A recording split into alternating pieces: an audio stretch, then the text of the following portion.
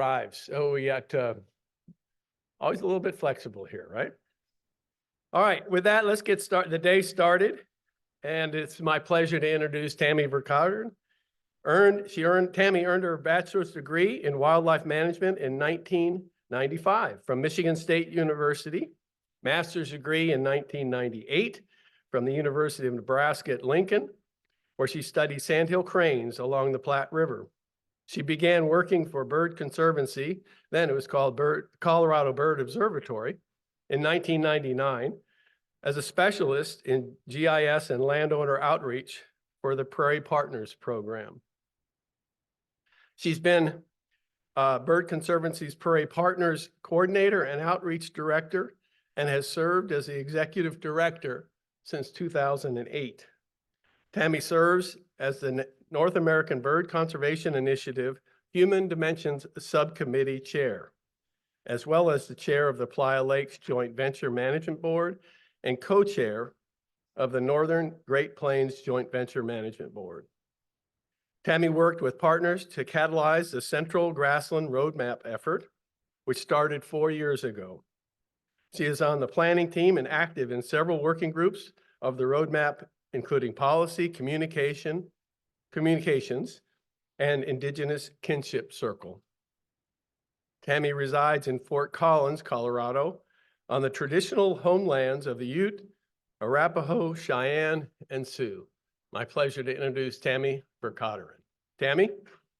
Thank you so much, Paul, and thank you everyone and your flexibility, and so sorry about the travel hiccups.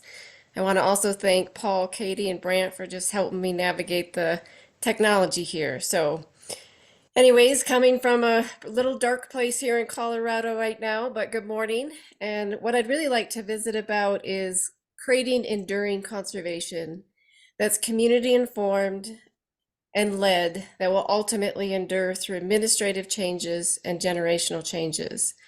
I do want to honor that this is a collaborative effort, so anybody in the room or online that has been involved, please raise your hand or just show a way. I want to acknowledge that this is a big effort and appreciate everyone's talent, time, and expertise. So also want to start with love to see the hands going up. A little history. Over the last several years, grasslands have been elevated as a priority landscape through the North American Bird Conservation Initiative, Association of Fish and Wildlife Agencies, Partners in Flight, 3 Billion Birds Science Paper, National Fish and Wildlife Foundation, joint ventures, and many additional partners that are actually in the room today and beyond. And the Central Grasslands Roadmap effort is meant to complement these initiatives and get us working better together to save our grasslands. So it embodies the priority actions identified by NAPC, the Bring Back 3 Billion Birds and Road to Recovery. And if you recall, several years ago, NAPC identified 5 themes to help us address our habitats that are in crisis. And these are the building blocks of the roadmap. And they include land and water conservation, research and evaluation, engagement and partnerships, addressing threats, and policy and funding. And over the several years of gathering information and data, the roadmap is really organized around 3 broad themes of partnerships and engagement, research and evaluation, and policy and funding. And the roadmap evolved from my work with partners over the last 25 years for bird conservation, and just understanding the need for a paradigm shift in how we achieve it. Recognizing we're not going to save birds by focusing on bird-only needs. We actually have to take a multidisciplinary approach. We need to focus on place and on people. Ultimately, birds will only thrive if places and people are thriving. And as we know about insanity, it's taking the same approach and expecting different results. So what I want to make sure as we elevate the co-production model as the founding principles, we want to ensure we understand what it means and that our approach is inclusive. And to encourage that inclusivity, we're providing capacity for equitable engagement. That our ears are open to new knowledge and credentials, not just Western science, not just statistical rigor. And remember, I get the urgency. I'm a driven person too, But our drive and our urgency can leave people behind. We can end up on solutions that only address immediate threats, but not long-term solutions. And ultimately, the beauty of collaboration is that you get pushed where you otherwise may not have gone. We can all learn from letting go of control, trusting the process, and being present. I know many of us like structure and organization, and you want to know what's my destination. You just have to trust that you'll get there, but be open to the journey, be open to change, and be open to learning from those around you. So a little bit of a story on further on the inspiration for the roadmap. It's personal, but it's also core to how bird conservancy works in the region. And a few years ago, I loaded up my daughters and we hit the road to go celebrate my dad's 80th birthday. And we did that trek across I-80.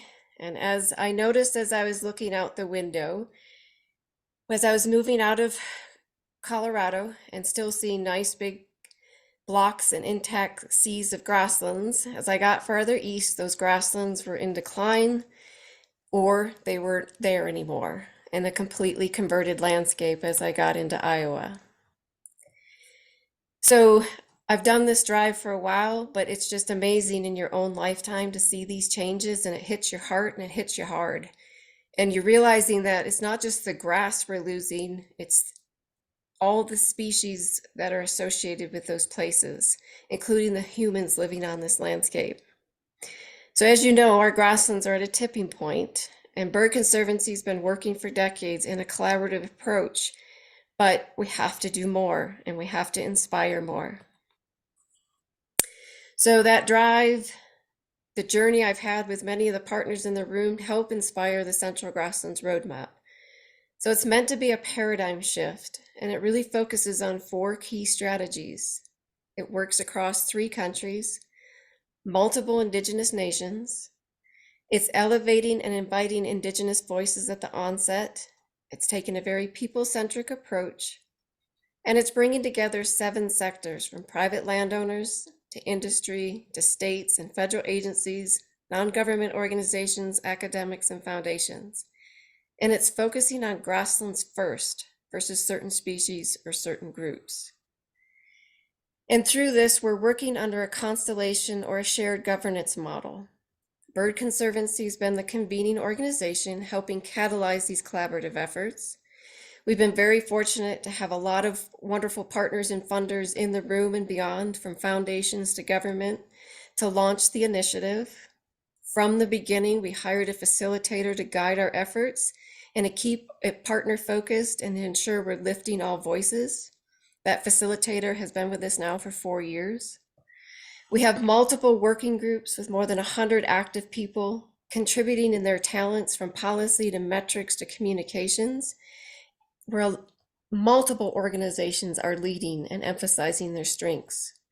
And when we think about the Central Grasslands Roadmap, we're trying to think of an umbrella effort, raising awareness and interest and support for grasslands across 3 countries, and trying to set the stage, the buffet table of opportunities that can be adopted, modified, and made relevant at more local levels, stepping it down from countries to joint ventures to states and to communities.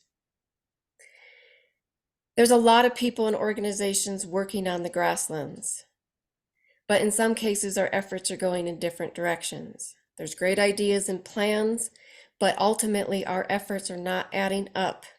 And in some instances, we're actually competing or running over each other. And as you can imagine, and many of you have enjoyed this landscape, it's dynamic. It's producing grass for cattle, crops for food, energy. It supports human and wildlife communities. But the challenges that we face, how do we keep grass side up? How do we minimize conversion in a landscape that's predominantly privately owned while honoring property rights? How do we grow crops with less inputs that support more biodiversity?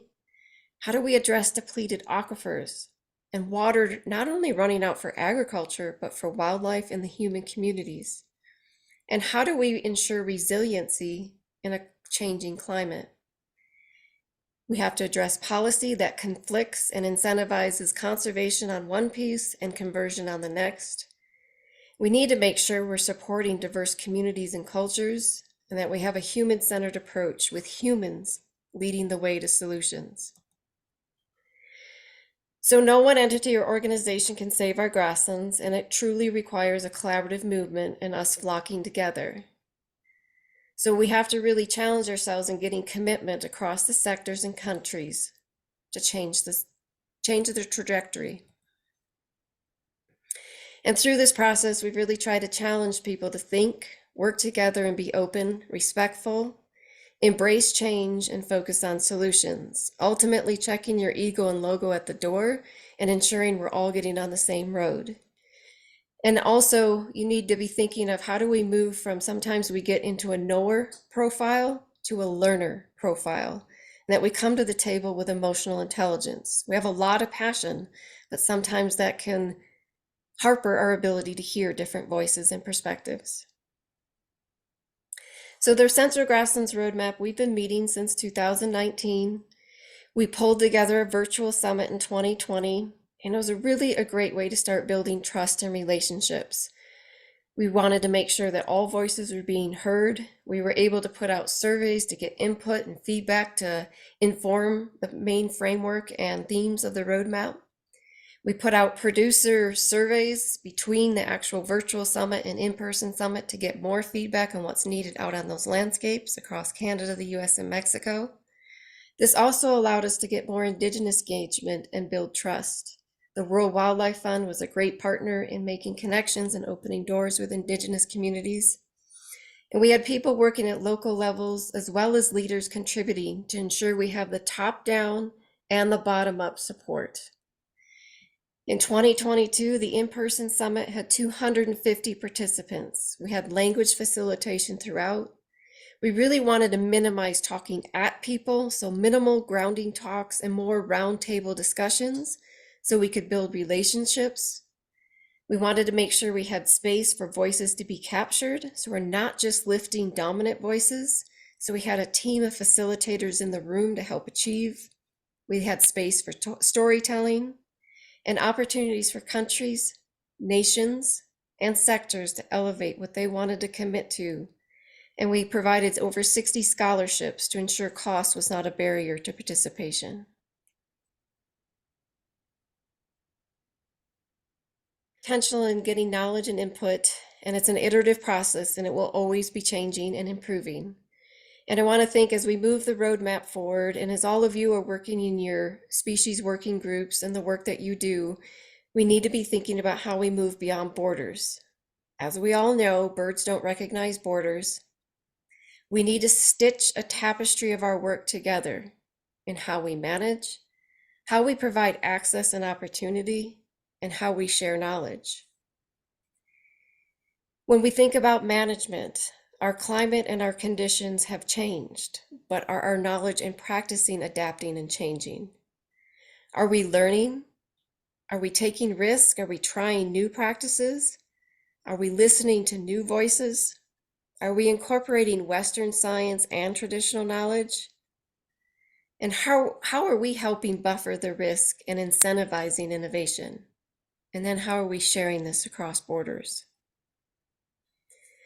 In bird conservation, we've historically focused on efforts to save a specific species or group of birds.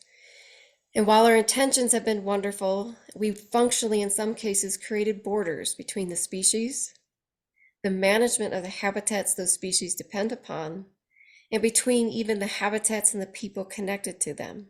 And as you've been hearing through this meeting and multiple conversations, we're changing the way we do work. And we're shifting our thinking from protecting individual species to conserving entire landscapes, from silos of birds, places, and people to bringing them together into our world, into a social ecological, the interconnectivity of people as part of the ecosystem. This approach also honors Indigenous ways. At the end of the day, you've heard through many of the social scientists in the room, people will determine the future of our birds and other wildlife. So they are core to effective and enduring conservation. So when we take a multidisciplinary approach that's looking at soils, plants, wildlife, and people, we have to have the grasslands as the foundation that brings us together, or whatever community you're working in. The grasslands will protect the water, including the aquifers beneath, as well as the flowing water on the surface. It'll protect the soil, the livelihood of the people living on the land. And if we protect the grasslands, we'll protect the culture and traditions from ranchers to indigenous communities that have stewarded for generations, if not thousands of years. Grasslands don't recognize borders. They extend across 3 countries and dozens of states, hundreds of indigenous sovereign nations, thousands of ranchers, farmers. They're huge, but the forces threatening them are huge too.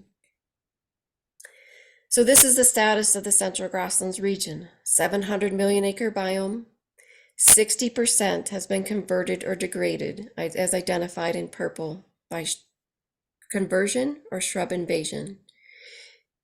We're losing up to 4 million acres annually to the plow or to tree and shrub encroachment.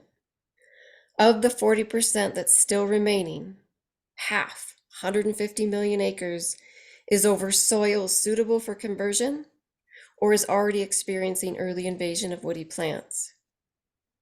Partners of the Central Grassland Roadmap helped create this map. It includes the plow print map from World Wildlife Fund, Joint Venture and Bird Conservation Region Boundaries, the Rangeland Analysis Platform of NRCS, and it's meant, it was very important that we endorse this as that founding, this is where we are with our biome, so then we can help make sure we're seeing changes in this biome.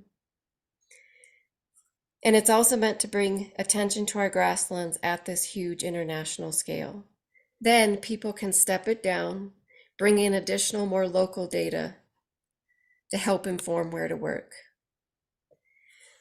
What we ultimately need to be doing is growing our intact grasslands, keeping our green areas green, doing that through grazing management, leases, easements, soil health improvements, ultimately trying to make sure we incentivize a grass-based economy.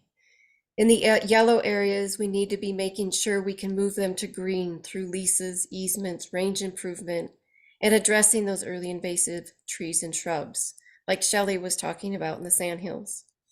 When we work in the green and yellow, it's very proactive, and the cost per acre is less than $50. When we move into the purple, it's at least 5-fold greater to remove those trees or to try to reestablish a grassland-based system.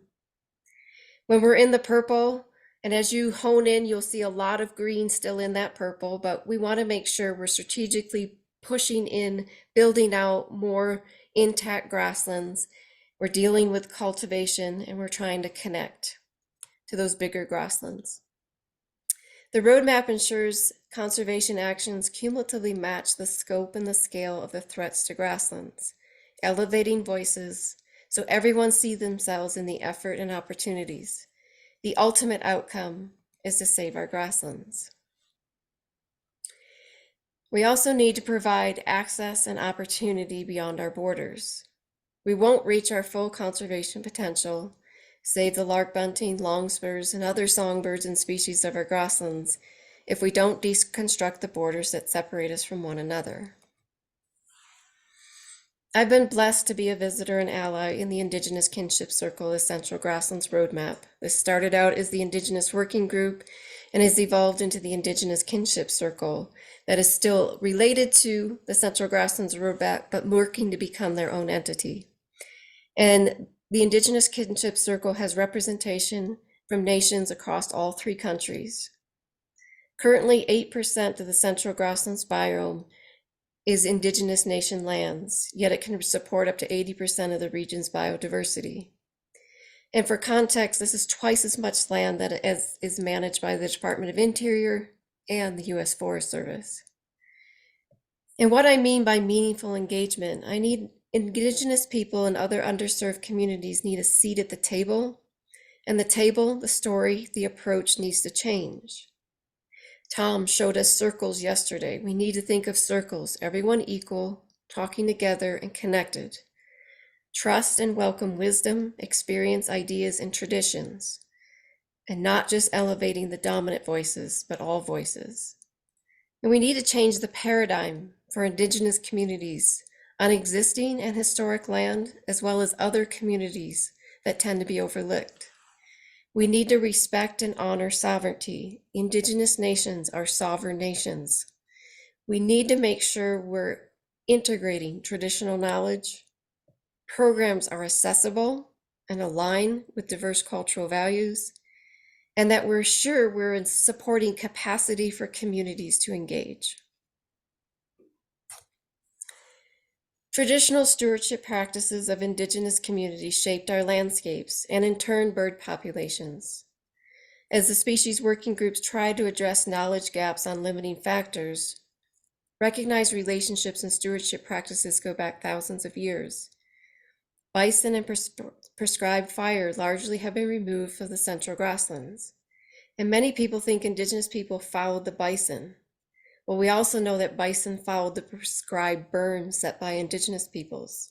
They ate the new shoots of growth that the burn stimulated. People, bison, fire, and grass all work together in a symbiotic relationship that kept the Great Plains in a healthy state. And as you're thinking about the road to recovery species like the mountain plover, one of the red listed species, it's highly linked with fire and intensive grazing. Bison are an important keystone species in the prairies. They're architects of our landscapes, and they're beneficial to many birds. We also need to recognize removing fire from the landscape has contributed to big expanses of woody species encroachment, leading to decline in habitat quality and availability for grassland-dependent bird species. I also wanted to share a couple of additional examples that expand beyond the Central Grasslands Roadmap. I've been very blessed to work with Amy Robertson, the Southwest Regional Director for American Bird Conservancy. She is a citizen of the Choctaw of Oklahoma and of the Chickasaw descent, and she's a key leader in the Indigenous Kinship Circle.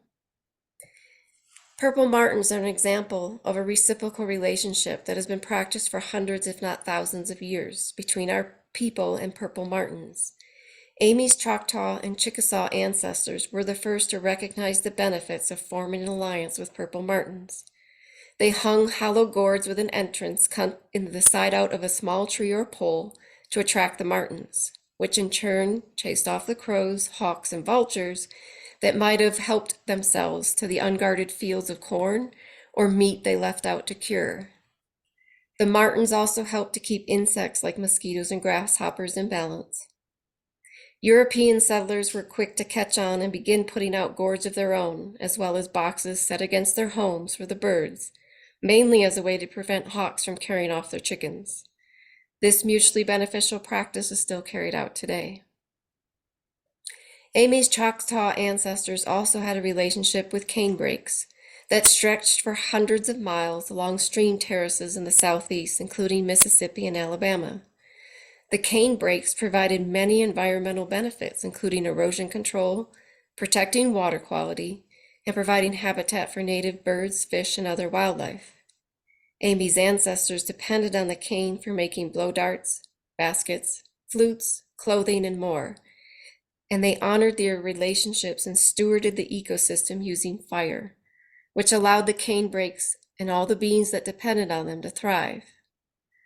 Sadly, these canebrakes are now considered an endangered ecosystem, and one of our feathered relatives that also depended on them, the Bachman's warbler, has disappeared.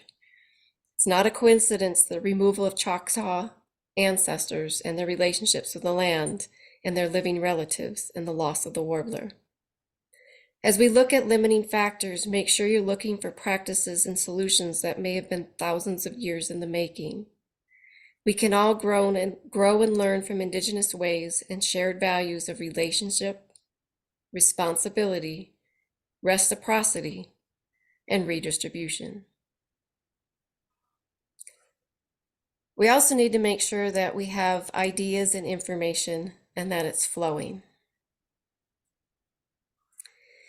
Great practices are happening out there right now, but we need to move those practices beyond borders so they have a wider reach and greater impact across neighbors, communities, cultures, and nations.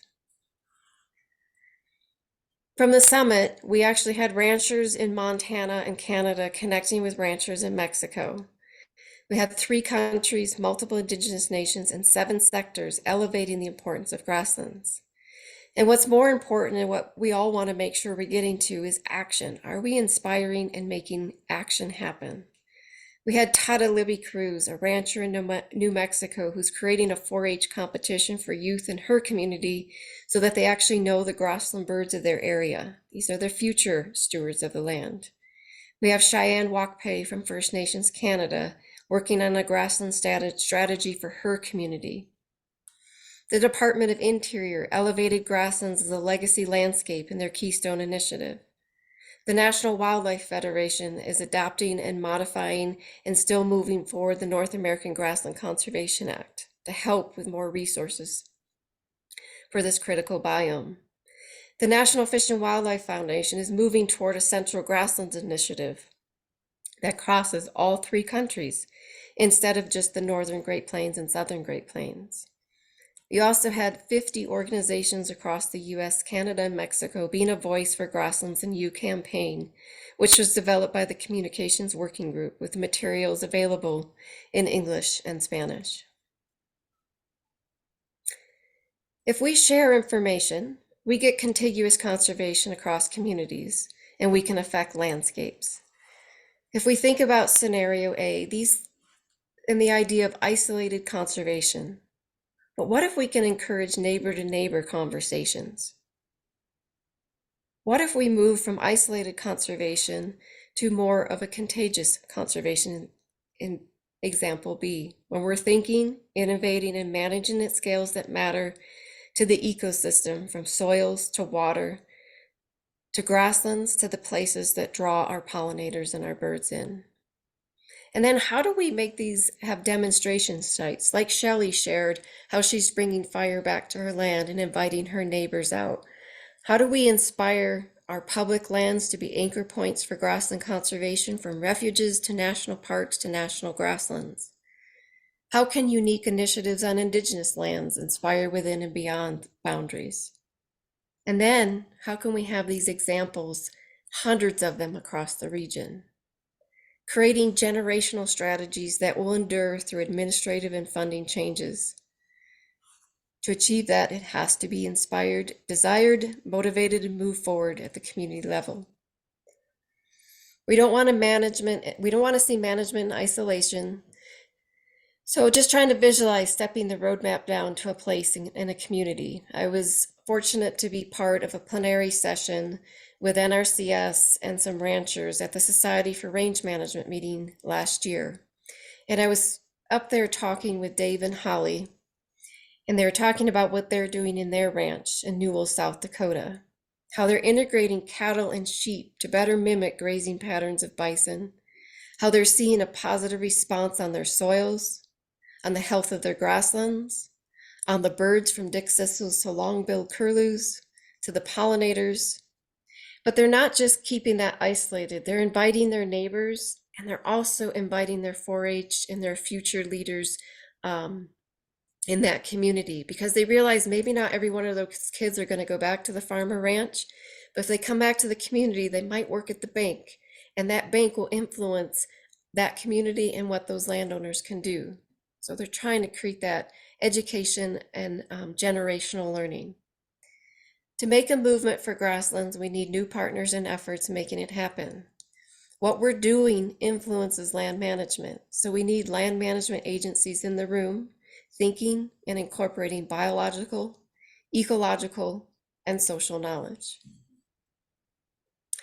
And as we look at where we can work in the landscape, and as we look to develop decision support tools and analyses to meet our conservation objectives, we want to make sure we're taking into account diverse data sets that capture different elements of conservation planning, and considering the social, economic, and cultural resources and species conservation needs. The data products and outcomes outlined in blue and yellow are being developed by the Central Grasslands Bird Working Group. They're taking the bird data and adding in economics, which is a big driver for people on the land, as well as climate, cultural will, We want to look at how we can allocate acres across the landscape that maximize benefits for grasslands, for birds, for people. Also, funders are asking for tools to inform where they invest and making sure that we're holding partners accountable to not just doing business as usual. Bird Conservancy of the Rockies, the partnership of the Joint Venture 8, the U.S. Fish and Wildlife Service, World Wildlife Fund, Indigenous social scientists, economists, they're all part of the team helping do this work. And you have Brant and Chris in the rooms. You can certainly encourage you to engage with them. And they've been great leaders in this effort. We also need to be building on the social dynamics of the region. Members of the Indigenous Kinship Circle are meeting with social scientists and forming a social ecological working group. The group can help advance our understanding of attitudes and behaviors of people living and connected in the region, and also support different working groups of the roadmap. Ensure we're elevating rancher and farmer voices, as well as underserved communities and Indigenous voices. We want to work towards harmonizing nature conservation with social, cultural, environmental, economic, and social justice. The One Health work, the inclusive approach that our NABC leaders from Judith to Susanna to now Bradley are helping champion. Making sure we're promoting equitable engagement and collaboration, exchanging information and knowledge, creating a think tank environment to address social needs from access and opportunity to social justice, and a more inclusive approach to conservation. Making sure our priorities are informed by diverse knowledge systems, from community to Indigenous to Western science. The communications team is also working on next steps from the Grasslands and You campaign. Working with the policy team to ensure grasslands are elevated in the next farm bill, including addressing crop insurance, as well as helping make sure that there's resources available for the massive demand for easements across the region, but from private landowners. Making sure we're supporting ranchers and Indigenous communities and getting them working with their representatives so their voices are heard and the programs reflect their priorities and values. Right now, the policy working group is coordinating messaging and getting people and voices to DC in February and March to help inform the Farm Bill. We need to continue to highlight people and stories. We're working on a story map to showcase community level work, and that success can then inspire and create new successes across the landscape.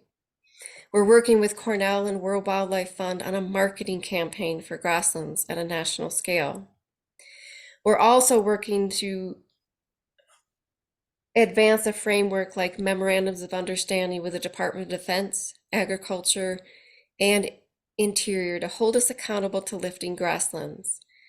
The trilateral elevated grasslands and all three countries signed a letter of intent, Canada, the US, and Mexico, to elevate grasslands as a priority for their countries.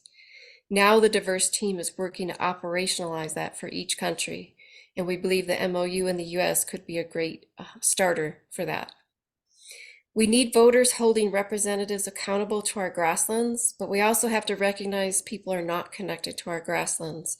We have an affinity for trees, but not grass. So we need to get back to our historic roots across the nation about grasslands and also the importance of grasslands to a climate resilient future.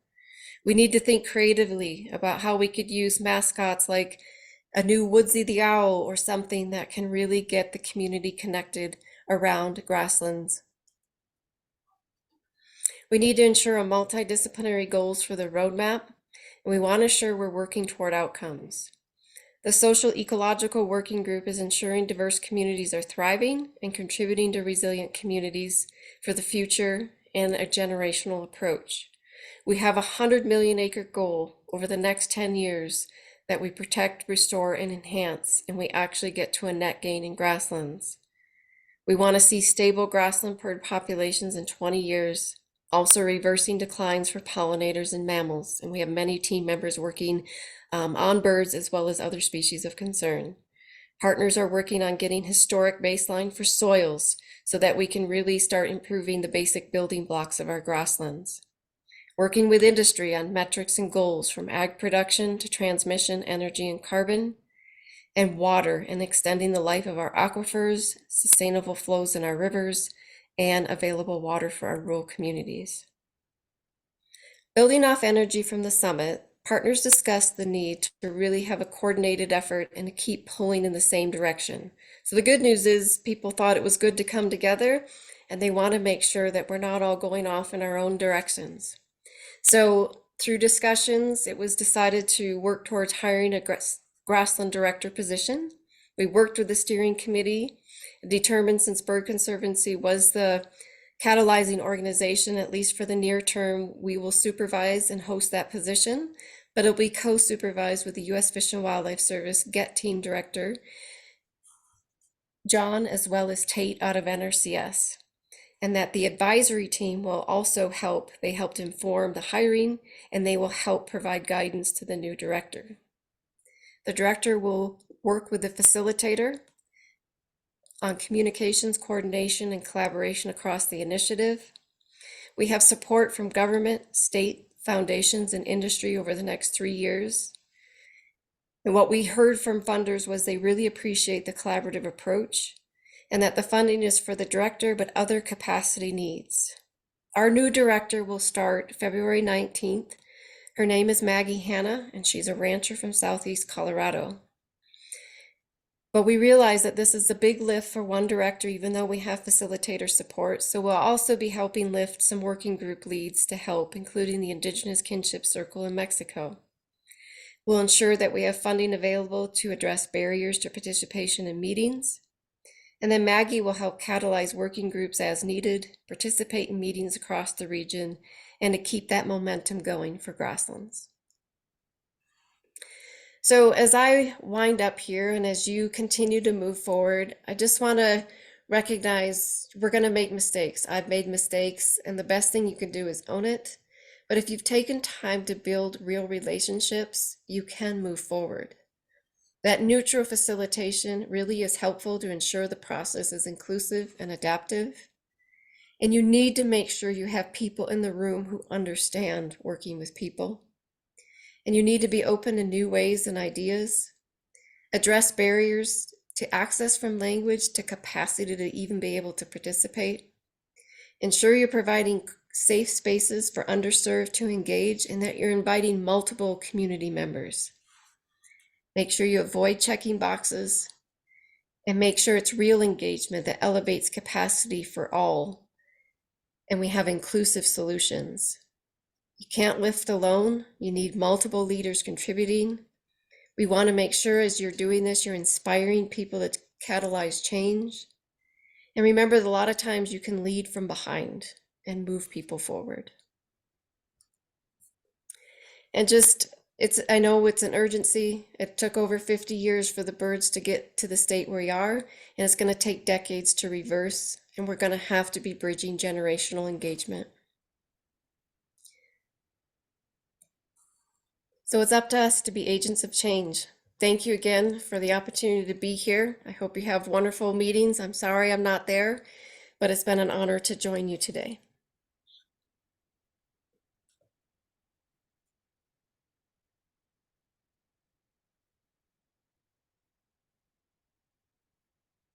Thank you so much, Tammy. We have time. I'm going to make time for a question or two. If you're able to stay with us, Tammy. Any questions? Pete Morrow? Good morning, Tammy. Thanks for waking up Morning. so early. Nice to see you. That was wonderful. Thank you so much. Clearly, that's an incredible approach to the landscape conservation that you're doing there. And I'm wondering, how do you think about the species that we're trying to protect as well within those landscapes, and monitoring them and making sure their needs are met? And how do you do that with the same inclusive approach as you get into the more detailed levels, detailed species level? Yeah, great question, Pete. And I'll let my colleague Brant follow up if he has additional insights. I see his head going back as I mentioned that. But that's what so when we created the assessment map, we actually had a collaborative environment of partners from the roadmap that came together, and we tried to crosswalk looking at the road to recovery species. So we made sure we captured the red species in the region. We also made sure we captured species that had different geographic needs, very specific habitats, and also cultural significance. So we already identified about 30 species that really resonated with a diverse community of partners. That is helping inform the Central Grasslands Bird Working Group that we're trying to get those species to stable across the biome. And then we're bringing in the economics and the cultural will in that multidisciplinary approach. And we only hope to see that improve and grow with soils and other metrics that matter to the people living on the landscape. And then making sure that we're monitoring and evaluating the outcomes. So as we're putting conservation on the ground, it's that continuous loop of evaluating. Are we making a difference? Are we getting towards those stable populations? Are we adapting, learning, and adjusting our practices? I hope that helps answer your question, but if Brant wanted to add anything else, I'll leave that open. Brant, she put you on the spot, so I'm gonna join in on that. Hit your mic there. Yeah, I mean, I can just add, Pete, that part of what the working group is doing is using species level models, and then we'll have individual species level models to inform priority landscapes, and then we'll have an aggregated approach as well, so we can look at complementarity across suites of species, so that we can have both the species level information and then also, you know, where we see alignment across those species and potential threats or importance for populations of those species. So yeah, so we're trying to take a both and approach. And as Tammy mentioned, it's not just the road to recovery species, but obviously we're starting with those tipping point species, and then we'll be adding on species that have value for, you know, for other communities of interest and encompass that greater grassland roadmap suite of species, which includes, you know, species that are important to indigenous communities and species that maybe have economic value and some of these other things. So yeah, we're trying to take that both and walk the line, and have tools that can be useful for people from the very species specific approach with you know, with the attention towards those, you know, those core most steeply declining grassland birds. So Great. Thank you very much. All right, let's move to the panel. Thank you again, Tammy. I appreciate you, and sorry you couldn't be here in person. Thanks.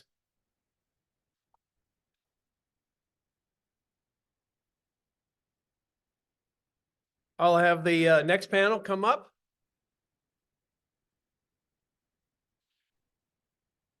This is a panel that's been in the making for a while.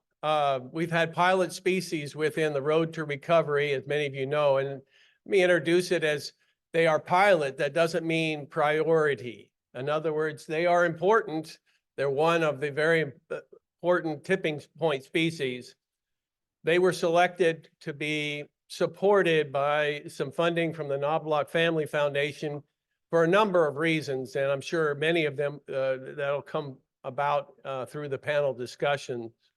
But don't look at them as anything other than I'll say a proof of concept of the R2R process and how we can make our way up.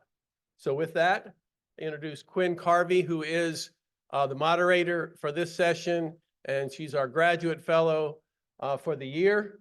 And when that year is up, if your organization needs a top-notch employee, this would be the person to hire. I promise you, you will not regret it. Thank you for networking for me. Is Mary here? Mary, are you here? Mary? I don't see you. I thought I saw you earlier today.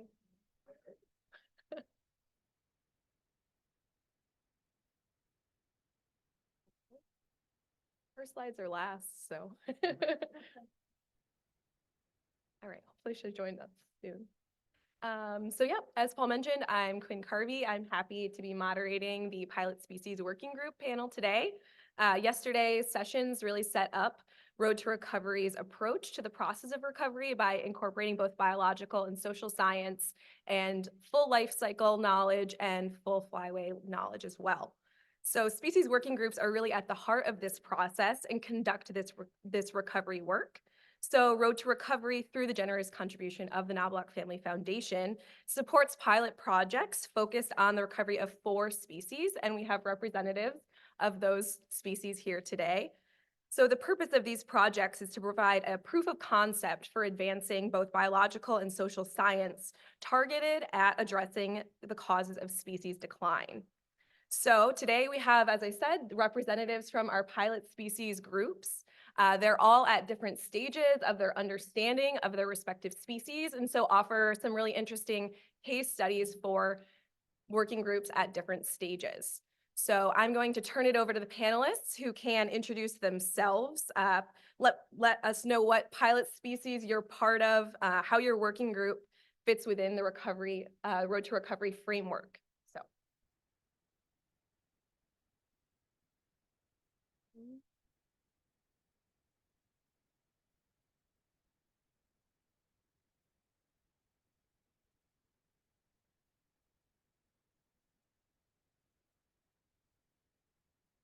Testing.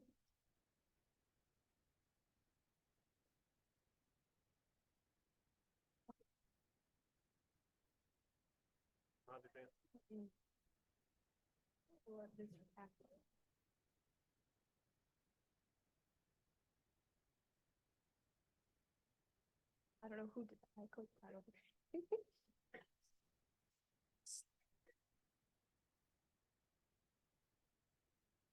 Okay, they're up there. Okay, so we're good. Hi, my name's David Yaney. I'm the avian ecologist with the Pennsylvania Natural Heritage Program at the Western Pennsylvania Conservancy. Yes, I have to say that all, and it's a mouthful. But I work with birds primarily in Pennsylvania. But I also co-lead the Evening Grosbeak Working Group with my collaborator, Matt Young, who is the founder of the Finch Research Network, and he's here as well. Matt, if you can just say hello. So in 2017, the Pennsylvania Natural Heritage Program actually partnered with the Powder Mill Avian Research Center at the Carnegie Museum of Natural History, and we began tagging and tracking evening grosbeaks from our winter population there in Pennsylvania, which is basically the southern edge of the regular winter range for the species. In the years that followed, the steep decline in evening grosbeak was really brought to light through the Partners in Flight work and the 3 Billion Birds Lost paper and then campaign, and of course is now an evening grosbeak Road to Recovery tipping point species. So late in 2021, we were brought in as a Road to Recovery pilot species project, and my collaborators and I were basically tasked with expanding our full annual cycle research that we began with tagging in Pennsylvania to the extent of the evening grosbeak continental range, and establishing the evening grosbeak working group to focus on filling in knowledge gaps, conservation strategies, and ultimately, guiding recovery. But since then, we've been advancing all these objectives, trying to follow the R2R framework from the ground up, because that's really the genesis of our working group. And we really feel within the group that evening grosbeak is at the nexus of human dimensions and conservation biology. It's a highly charismatic bird that will nest in some of the most remote forests of the North American boreal zone. But then it can also spend 6 or 7 months at backyard feeders in noisy flocks, sometimes by the hundreds. So it's a real paradox that makes this decline mysterious. But we think it also provides a unique opportunity for this species to represent conservation of both boreal birds as well as backyard birds. And while having these direct links to human behaviors, it essentially provides, acts as an umbrella species for both of those groups. Next slide. So currently our working group has more than 60 members on paper from across the US and Canada. And there's a core group of about 15 to 20 that attend meetings regularly, and they represent over 20 different organizations or groups. Our group is still at the beginning phase, so we're the tots, we're the babies here, and we're really working on that bottom phase of assessing, learning, trying to fill knowledge gaps. But we've tried to focus our efforts on 5 different priority areas, which I've tried to represent here with photos. So first of all, diet. Evening grosbeak populations are really strongly tied to spruce budworm population cycles, and too much or too little management of this native forest pest could impact both prey abundance during breeding season as well as their habitat quality. Habitat. Evening grosbeak might be suffering from the habitat change and loss of mature conifer forests where they breed. And then, of course, climate change threatens the spruce fir forests where they breed, and also the western conifer forests. Then there's the issue of direct mortalities, which we're learning more about right now. The evening grosbeaks are vulnerable to road collisions when they grit in the wintertime for minerals. And then, of course, window collisions near backyard feeders. Hopefully we'll get a chance to talk a little bit more about that in the panel discussion. But also rapid disease spread could be a factor in their declines when they congregate in the winter. And then finally, the major research component of our involvement with Road to Recovery has been migratory connectivity and population dynamics. Through this work, we've been using satellite tags and radio nano tags with the MODIS network to try to make linkages between our wintering populations where we're tagging these birds and their breeding areas. And so far, we've been able to sample winter populations in the Northeast and the Midwest. But as you saw with the previous map, the species spans the continent and has 5 different subspecies that may be acting differently and also interacting differently than other parts of their range. So we've got plans to continue that across the continent. Thanks.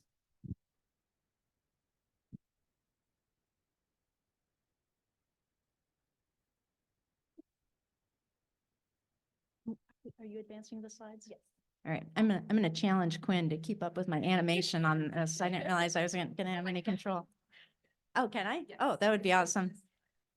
The one that's disappeared. Okay. So I'm Amber Roth. I'm an associate professor at the University of Maine, and I'm co-chair of the Golden Wing Warbler Working Group along with Ruth Bennett, who's with the Smithsonian Migratory Bird Program, and she's in California, perhaps wisely didn't try to get here. I had quite the adventure getting here.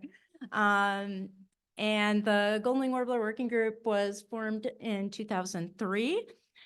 We just are celebrating our 20-year anniversary, so we've been around for a while. And I put up kind of the 4 different phases of the Road to Recovery program just to kind of like show what Road to Recovery's been trying to accomplish in terms of moving species towards recovery. And the Golden Wing Warbler Working Group has accomplished a lot, I think, within all 4 phases. So yeah, see what's coming up. All right. So we've done a lot of research. We know a lot about golden wing warblers. We know where they are. We know their migratory connectivity. There's 2 major breeding regional populations, one in the Great Lakes, one in the Appalachians, including where we are here in West Virginia. And they winter in Central and South America. The Great Lakes birds go to Central America. The Appalachian birds go to Northwest South America. So we've put together a lot of the pieces of where golden wing warblers are and when, what countries are important, what habitats they're using. We've had large scale collaborative research and both the breeding grounds and the wintering grounds to really try to understand their habitat requirements. We've learned a lot about them. We know they're associated species. I won't say we know everything about them. We've done a lot to try to understand demographics and try to start understanding the limiting factors that might be driving declines. So golden wing warbler is one of the fastest declining forest birds in North America, which is why it is a federally threatened species in Canada. It's on many state endangered threatened lists. It's a species of greatest conservation need in almost every state where that overlaps with its range. And it's currently under review by the Fish and Wildlife Service for potential protection under the Endangered Species Act. And that review process is currently underway right now. So the species is definitely one in trouble, and it's fortunate that 20 years ago, that was recognized already. And so we started off as a group of people that were interested in the species, trying to understand more about it. And we've come a long ways in a lot of the things that we have been able to do. So including writing a conservation plan. Not only have we written a plan, we actually revised parts of it a few years ago. This is all available on the website, which is down in the bottom right corner, gwwa.org. So if you're interested in learning more about us and finding the conservation plan and other materials, please go to the website. From that plan, we've developed best management practices for how to create nesting habitat in pretty much any part of the breeding range. We've targeted different types, habitat types, from reclaimed mines to young forests to abandoned farmland. So if you're looking to create habitat, we have the information to help make that happen. Let's see. We're fortunate that NRCS has adopted the golden warbler as a focal species with the Working Lands for Wildlife program. In fact, looking at Jeff Larkin up in the gallery up there, who is really instrumental in helping make that happen. And so golden warbler has had a lot of money thrown at creating breeding habitat, particularly throughout the Appalachian part of the range, hopefully expanding more so into the Great Lakes here soon. So we're fortunate that this species has been given a lot of resources, probably more so than many others have, which has meant that we've been pretty successful in creating new habitat. And we've also faced challenges of monitoring the species.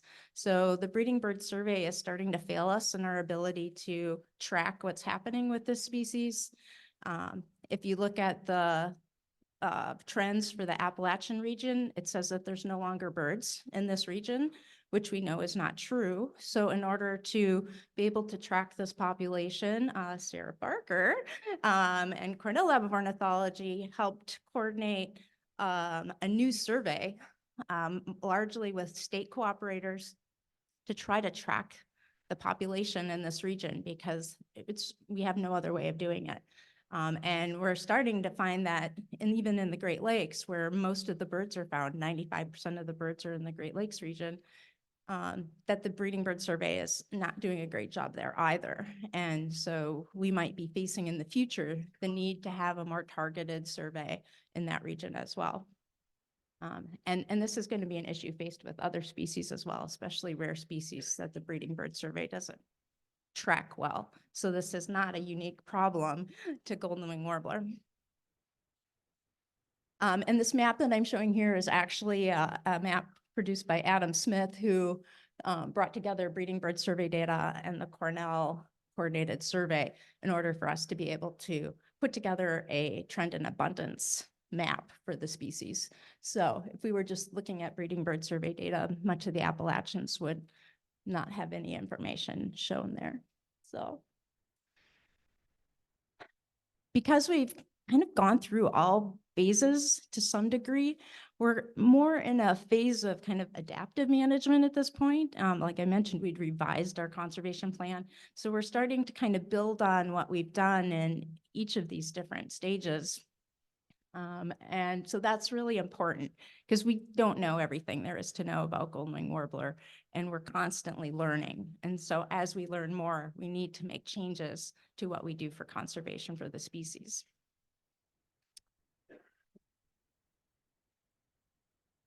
So I focused a lot on the biology and what we've done in the past, and there's a lot of current research going on. I'm going to highlight what's going on in my lab, but just because I had the graphics and stuff to put up with it. But well, like we're trying to fill lots of information gaps yet for the species, and demographics are a big part of it. Golden wing warbler has a pretty big range, and so it's not an easy task to get all the vital rates that you need to understand what's happening with populations. One of the big issues has been adult survival. Female golden wing warblers are particularly tricky to find, and it makes them harder to track in terms of their return rates and annual survival. So we've been using nanotags in a big collaborative effort with including some folks here in the room to try to better estimate adult female survival in particular. We've developed an integrated population model. Ethan Royal, I don't know if Ethan is in the room, is my postdoc who's developed this model, and we'll be talking more about this in the. There was a breakout session he was in yesterday, so and I wasn't in there, but I assume he contributed in that session, but I think he is in another session today. Let's see. I have another graduate student, Ryan Brody. Are you in here, Ryan? Yeah, he's up in the gallery as well. This is from his research. He's been looking at how climate change is affecting winter range distribution changes, which is really important because where we put conservation on the ground today may not be where the birds are 20, 30 years from now. So he's helping us try to figure out what is our best strategy in terms of conserving the species now and through the future so that we're making the most of our investment of limited resources. And he's also working on identifying migratory corridors. Migration is really a neglected part of the life cycle for many, many species. And we're really trying to get a better handle on where the migratory corridors are and also what sort of stopover habitat is important within those corridors. So that's some of the second part of his research. And as I was kind of looking at Ornithology Exchange job board recently, because we're advertising for field technicians to work in New York, if you're interested, that there's a lot of other projects out there. Sharon Prigatzer, I think you and your colleagues are hiring field technicians. I saw Leslie Bullock and Sergio Harding are hiring field technicians in Virginia. Alexis Grundy in Minnesota is hiring golden-wing warbler technicians. There was a working lands for wildlife position with golden wings. There is a lot of people doing work besides what I've just shown you in my lab. So we have a great network of people doing lots of great work all over the place, including on the wintering grounds. I think we should stop there and I will pass it on.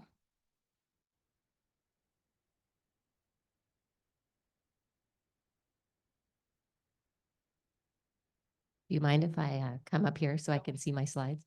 Thank you. Yeah, I'll take all the things.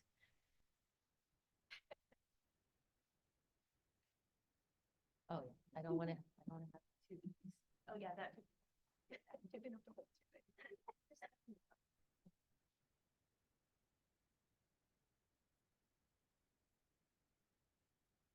Okay. Hi, everyone.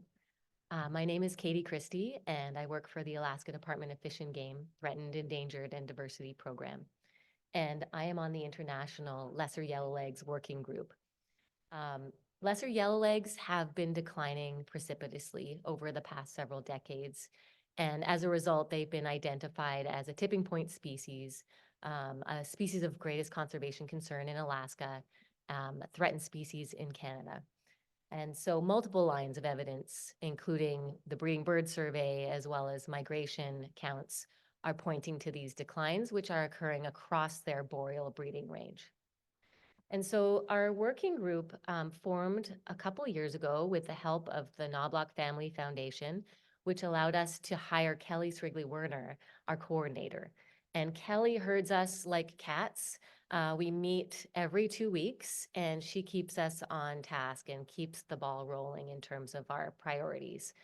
And she's been instrumental in furthering our progress on this species.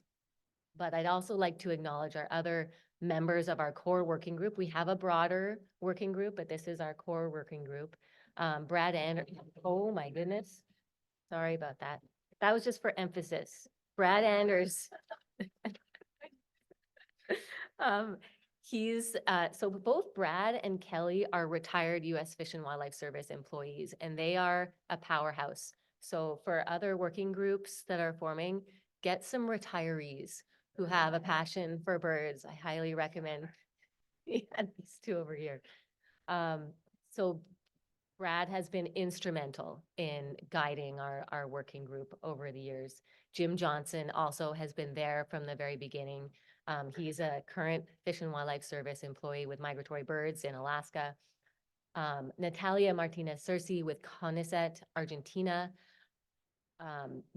Argentina is a very important non-breeding area for lesser yellowlegs. Much of the population congregates in the Pampas of Argentina, and Natalia works there. So it's been really helpful having her involved.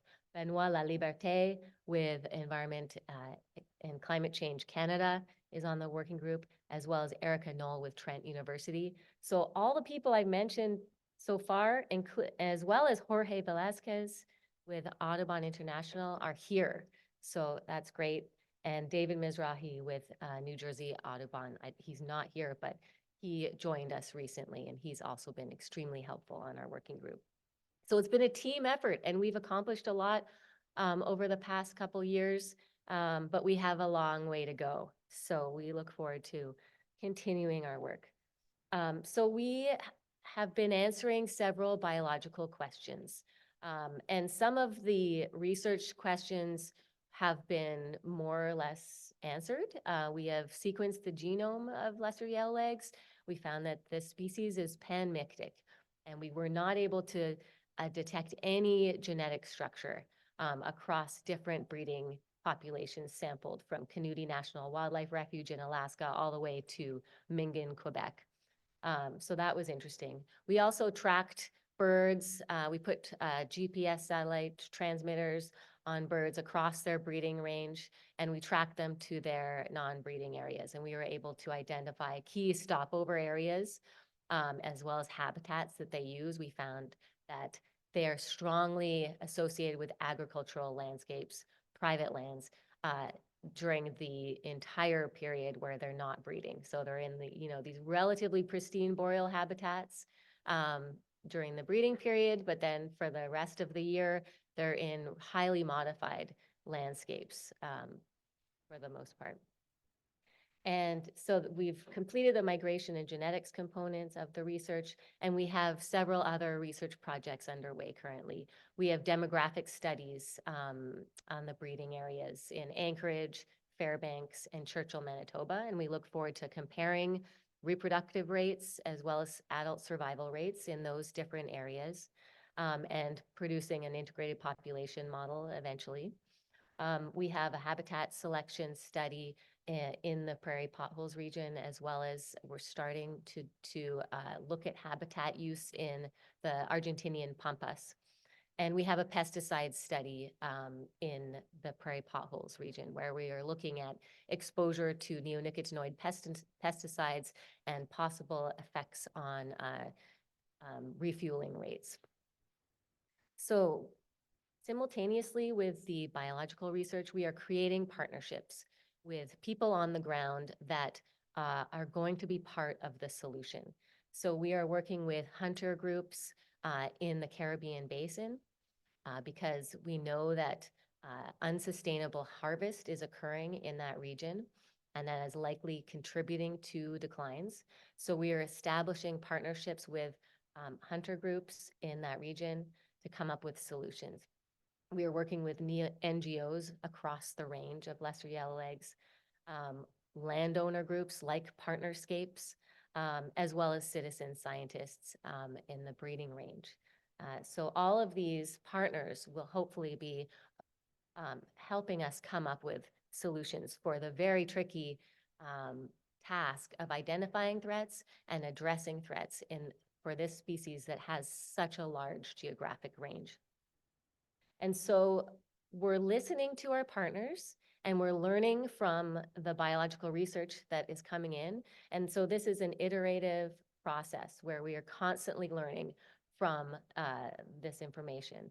And we are honing our conservation actions so that they are most targeted and effective and supported by the communities that will be affected by these actions. So for example, we have a hunter education and outreach program that is underway in Suriname.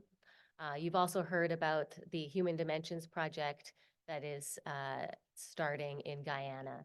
So these projects will be learning about the issue of harvest, and every country and jurisdiction has a different framework for hunting regulations, as well as how people use the shorebirds. And so we're learning about what the challenges are in each jurisdiction. And then we also have a habitat enhancement project in the Mississippi alluvial valley, which is important for stopover habitat for this species during fall and spring migration. And we're working with delta windbirds to incentivize farmers to flood their fields during migration. And that not only creates habitat for shorebirds, but it also benefits the soils and the crop yields. So that, in a nutshell, is the lesser yellowlegs project. And yeah, I'd be glad to answer questions later on. Cuckoo. Would you like to do it from there or from? Yeah.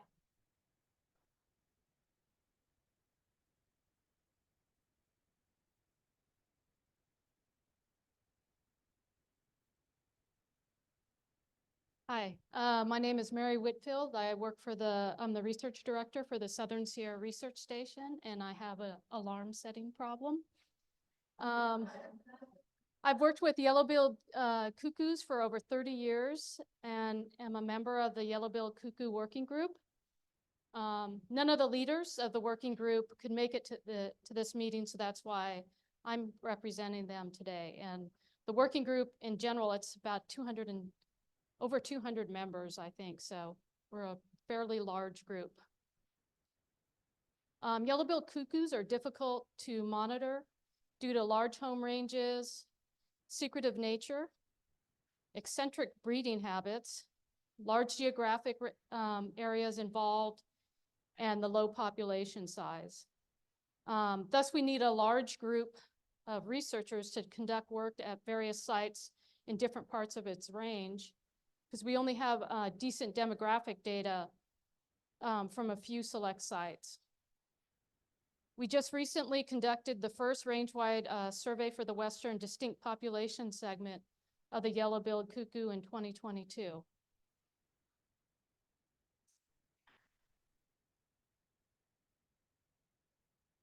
Oh, button that's worn off. Oh, the one on the right. Oh, no wonder. Okay. Got it. Like the bird itself, the yellow-billed cuckoo working group is different from other working groups. It's the only group with a federally listed population. So you can see, let's see, is there a pointer on this thing? Probably here, yeah. So you can see that the working group is mostly geared towards that Western distinct population segment, and that's the listed, it's federally listed as threatened, whereas the Eastern population is not listed. Though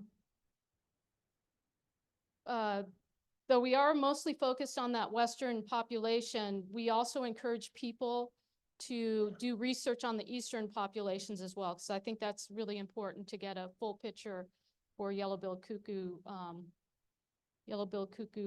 conservation. The group has a somewhat long history. It started in 2008, and like many working groups, it's gone through periods of activity and inactivity, though inactivity really was more common until 2021.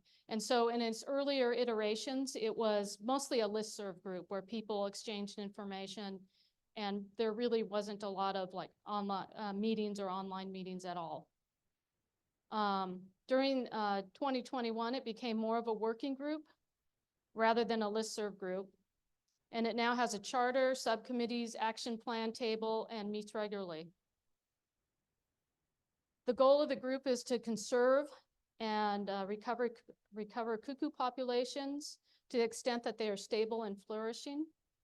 And the working group's objectives to achieve the goal are to foster collaboration among cuckoo researchers, managers, and other interested parties, identify information needs for the cuckoo, prioritize cuckoo research, conservation, recovery projects based on needs, promote collaborative project and funding proposals among experts within the working group that address cuckoo research and conservation priorities, engage diversity, both transdisciplinary and also human as well, of scientists to produce actionable science that supports and informs conservation and recovery of cuckoo populations.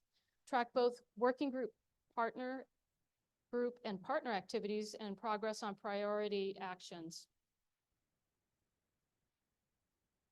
and provide science-based guidelines, strategies, and resources to aid in the conservation and recovery of the cuckoo, lead efforts to cultivate communications and relationships among partners, provide consistent contact for scientists, agencies, and other stakeholders seeking technical assistance in research and monitoring project designs.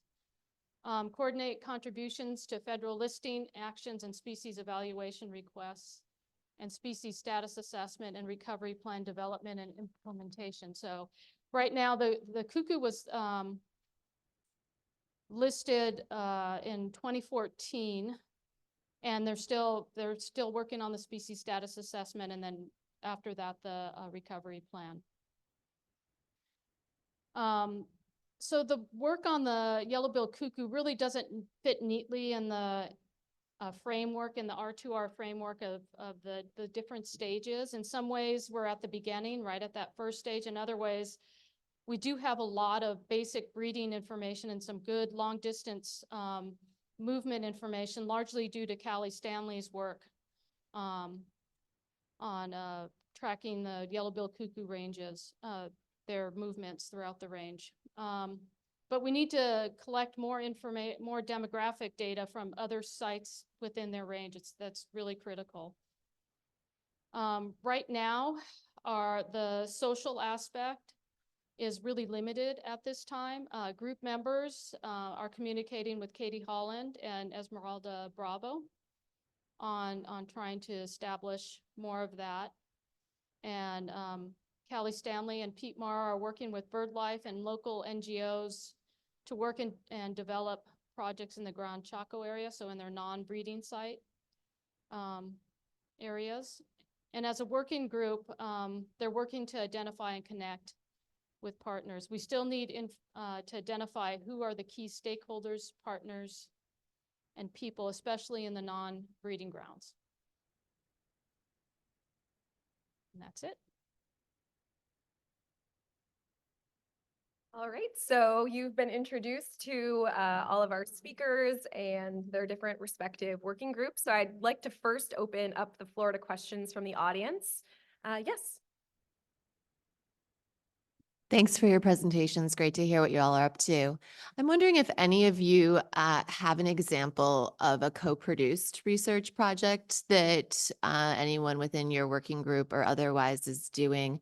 I certainly appreciate that you all are working with partnerships, but I'm wondering if we're seeing any of the species groups really shifting to talking about research priorities with the people who will use your research from the beginning and then involving them throughout the research process.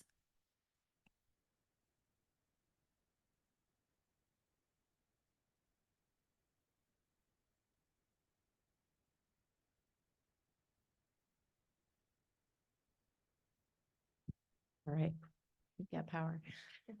So the Golden Wing Warbler Working Group has used, I think, a co-production approach, maybe not exactly the way we've talked about it today, because we go back 20 years, but certainly as we developed our habitat best management practices, it was really critical that the recommendations we made were actually feasible for foresters and landowners to be able to implement those things.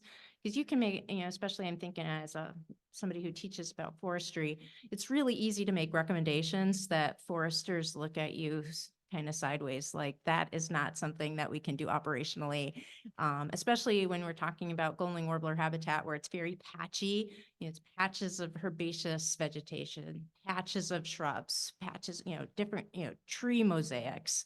You have to be careful about what you recommend to a forester. So it was really important that when we developed those kinds of recommendations that they made a lot of sense, that they were actually things that could be implemented in a reasonable way with not a lot of expense and that kind of thing. So I think we have used that now, not that we've done it perfectly, but I think that's a good example from our group. Yeah, so again, reiterating that the Evening Grosbeak Working Group is like 2 years old. We are trying to implement co-production across everything as we're going through the process, but probably one of the best examples I can point to is the way we're going about communications and outreach, and primarily through our work at some of our research sites for tagging.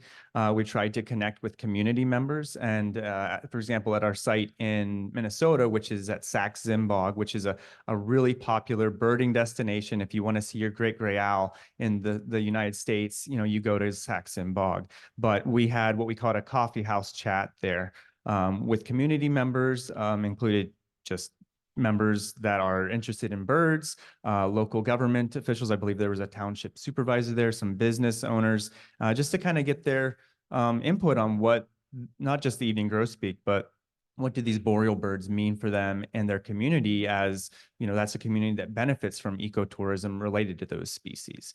We've also, through the Finch Research Network, they've established this Northern Maine Finch feeder cam that we use to kind of promote the work, and also, get feedback from people who are enjoying seeing evening grosbeaks on this feeder cam. But I think we have a lot of opportunities for this with evening grosbeak, especially from the point of view of it's a backyard bird for a lot of people. There's an opportunity for community science, but also just better understanding how behaviors influence the threats, affecting that bird, from window collisions to cats to disease. There's a lot of opportunities for in that regard. And then we haven't even gotten to habitat management and that sort of thing, but we already do have some foresters on our working group, and we talk about spruce budworm outbreaks and how they're treating those in their areas. So we have a couple examples of co-production, and we've brought Katie Holland into multiple aspects of our lesser yellowlegs program. One is a project that is starting in Guyana, where we are hiring 2 Guyanese graduate students, and Brad can elaborate more on this, but they will be working in communities in Guyana to understand how people are using shorebirds in that jurisdiction, and how conservation actions can really benefit the communities as well as the birds. So that's one example.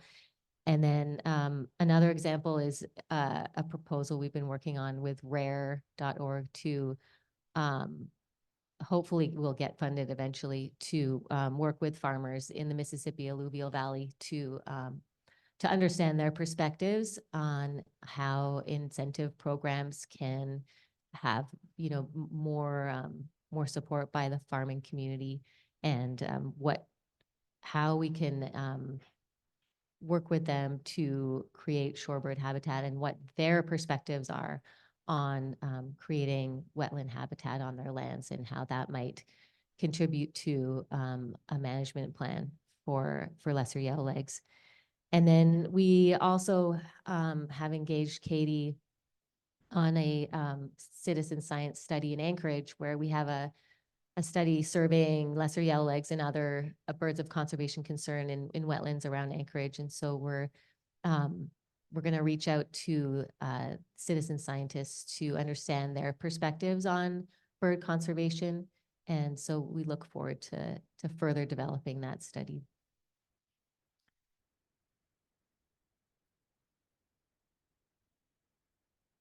All right, we'll open it up to another question. Yeah. Yeah, thanks. That was really interesting, all of the talks. Thanks a lot.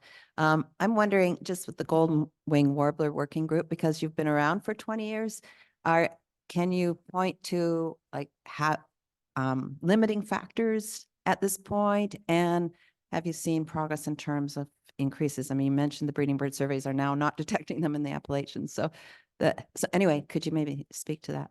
Thanks. Yeah, that's a great question. And some of the research that we've been focused on recently, like with the integrated population model, was with that intention of trying to pinpoint what's happening demographically that's driving the decline of the species.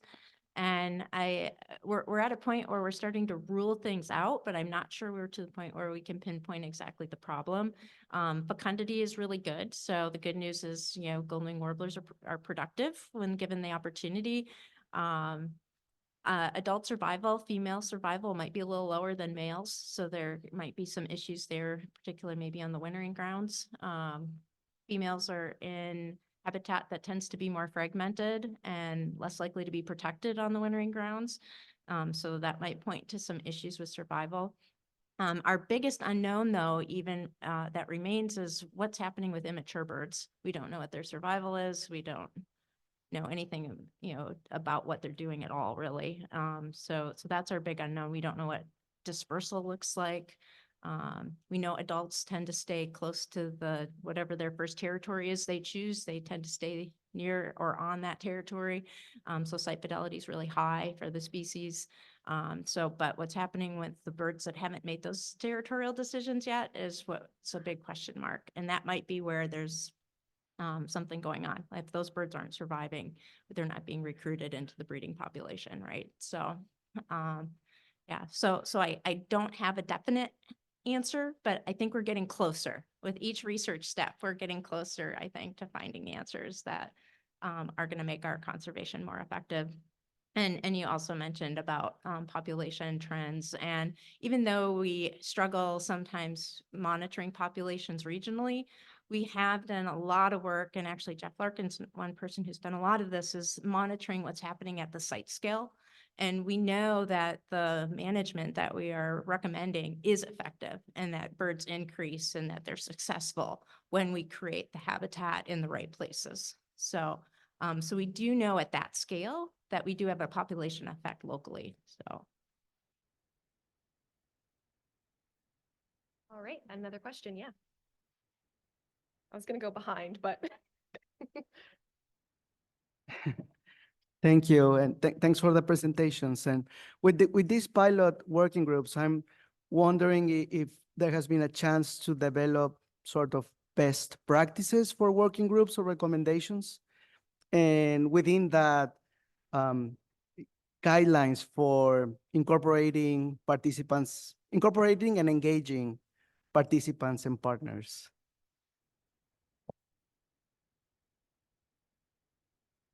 I don't know of any best practices guide, but that's a good idea. I guess for us, it's been really helpful having a coordinator just to keep us organized, because many of us have, full-time jobs with other responsibilities. And so, yeah, having Kelly and having funding for Kelly to coordinate our working group has been critical, and to meet regularly. Not all of us can make it to every single meeting, but there's enough continuity where the meetings are every 2 weeks that it keeps the ball rolling and prevents us from dropping things. We do have a conservation plan we're working on right now that we hope to produce over the next few months that will help to guide our activities over the next several years. Does anybody else have anything to add? I was just going to add a little bit of perspective on that, just that, again, as a new working group, we don't have best practices, but I would just say that we definitely share some of the challenges still, of these other working groups, just to keep people engaged in the group, and even just to find the right people that we want or that we need, in the group. We do have bi-monthly meetings of the whole working group. Everyone's invited, a huge distribution list. But then we've created those focal areas based on what we know now from our current knowledge base could be limiting factors. There's actually, in Canada, the evening grosbeak is listed as a special concern species. And in the last year, the Canadian government produced a management plan, but just for the Canadian population. And it's important to understand that about half of the evening grosbeak population is in Canada, and about half is in the United States. But also it's an eruptive migrant that when they leave Canada, what percent is actually in the United States, we don't know, but it could be a large percentage. So yeah, I think the point is that we're trying to focus on those topical areas to kind of guide, the direction of the working group. I think you've just identified a great need, and maybe that's a Paul Schmidt charge. We've had a number of meetings where we've talked about how species working groups have developed and function and are organized, and maybe there's an opportunity to create some best practices in terms of creating working group, So they're actually, so this afternoon in the session D breakouts, there is a breakout dedicated to that very topic, effective practices for species working groups. So if you're interested in So you continuing should- that you should conversation. Create an outline and then we'll turn that into a formal document later, but, okay, awesome. See, so. And I encourage you never to use the word best. Let's do beneficial, because, That well, it's suit- best for somebody else. Semantics, yeah. Words do matter. I feel strongly about that one. Yeah, so that's great. I mean, we should be pooling together all of our experiences and help newer working groups get going. And the Golden Wing Warbler Working Group has 180 members and a steering committee of 20 people, 6 of which are here today, actually, which is fabulous. I mentioned Sarah and Jeff, but we've got Becky Keller and Randy Detmers and Leslie Bullock here as well. Raise your hands if you're on the steering committee. You want to learn more about what we've been doing for 20 years, talk to any of us about that. We have a co-chair model, which is great. I recommend that. And as far as I know, we've never had a paid position in terms of like coordinator. The closest we've come, I think, is Sarah was paid to coordinate, I think, a couple grants, but that's as close as we've gotten to having a paid position. So we're a group of volunteers for sure, which has its challenges. I appreciate that the Lesser Yellow Legs has a paid coordinator. I wish we all could have a paid coordinator. Yeah, we're very dependent on her too.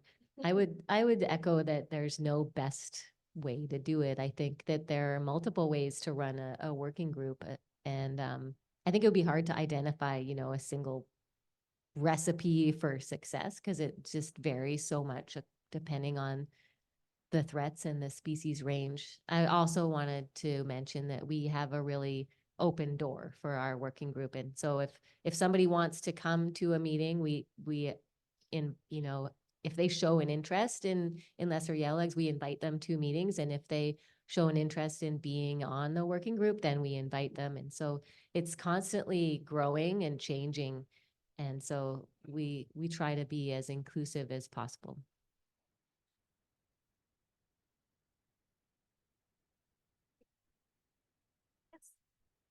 Yeah, I might just add something quick here. And I think it's really worthwhile looking outside the bird community literature for this kind of thing. There is a lot of guidance from, like, Stanford has a group. There's a movement called Collective Impact that talks a lot about how to build, multidisciplinary structures. The Open Standards for the Practice of Conservation has tools on stakeholder community analysis and assessment. So I just encourage everyone to, try to just Google some of that stuff and find, these other groups, industry groups, social science, economics that have kind of dealt with these same questions.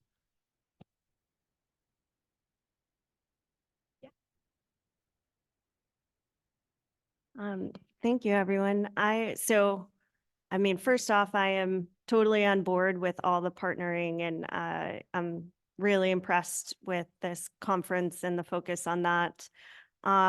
With that and these large, the open door working groups, you can sometimes have an issue with like a too many cooks thing. I wonder if during meetings and planning, if you run into problems of just getting things done because of all the voices in the room.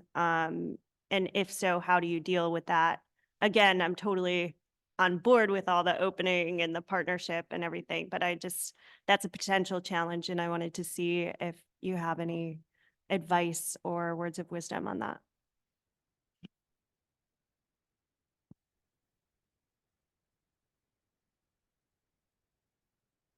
Maybe take a stab at that. So we have a steering committee of 20 people, right? That's a lot of voices right there. But we try to be very inclusive geographically. So we have representation from Canada to South America.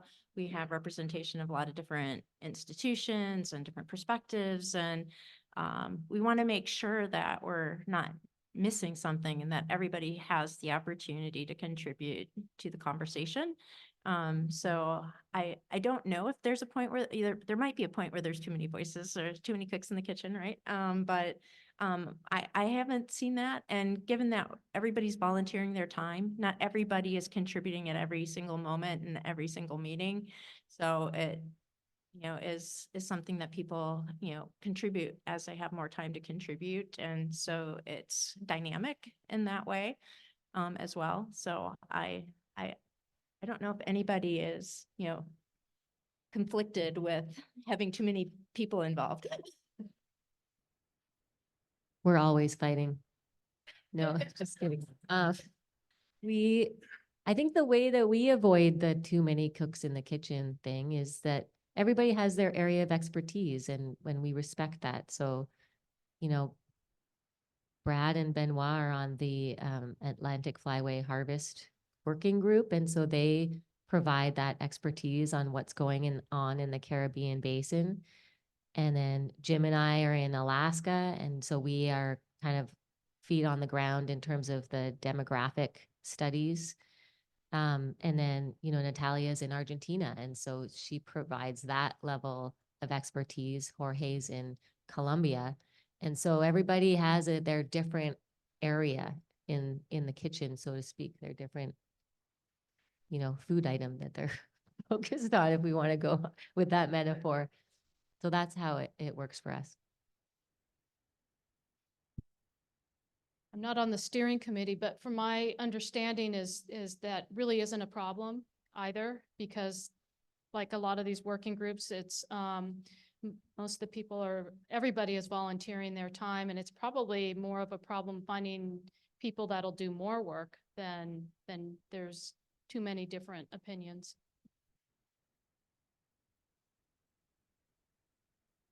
I'll just say ditto. Yeah.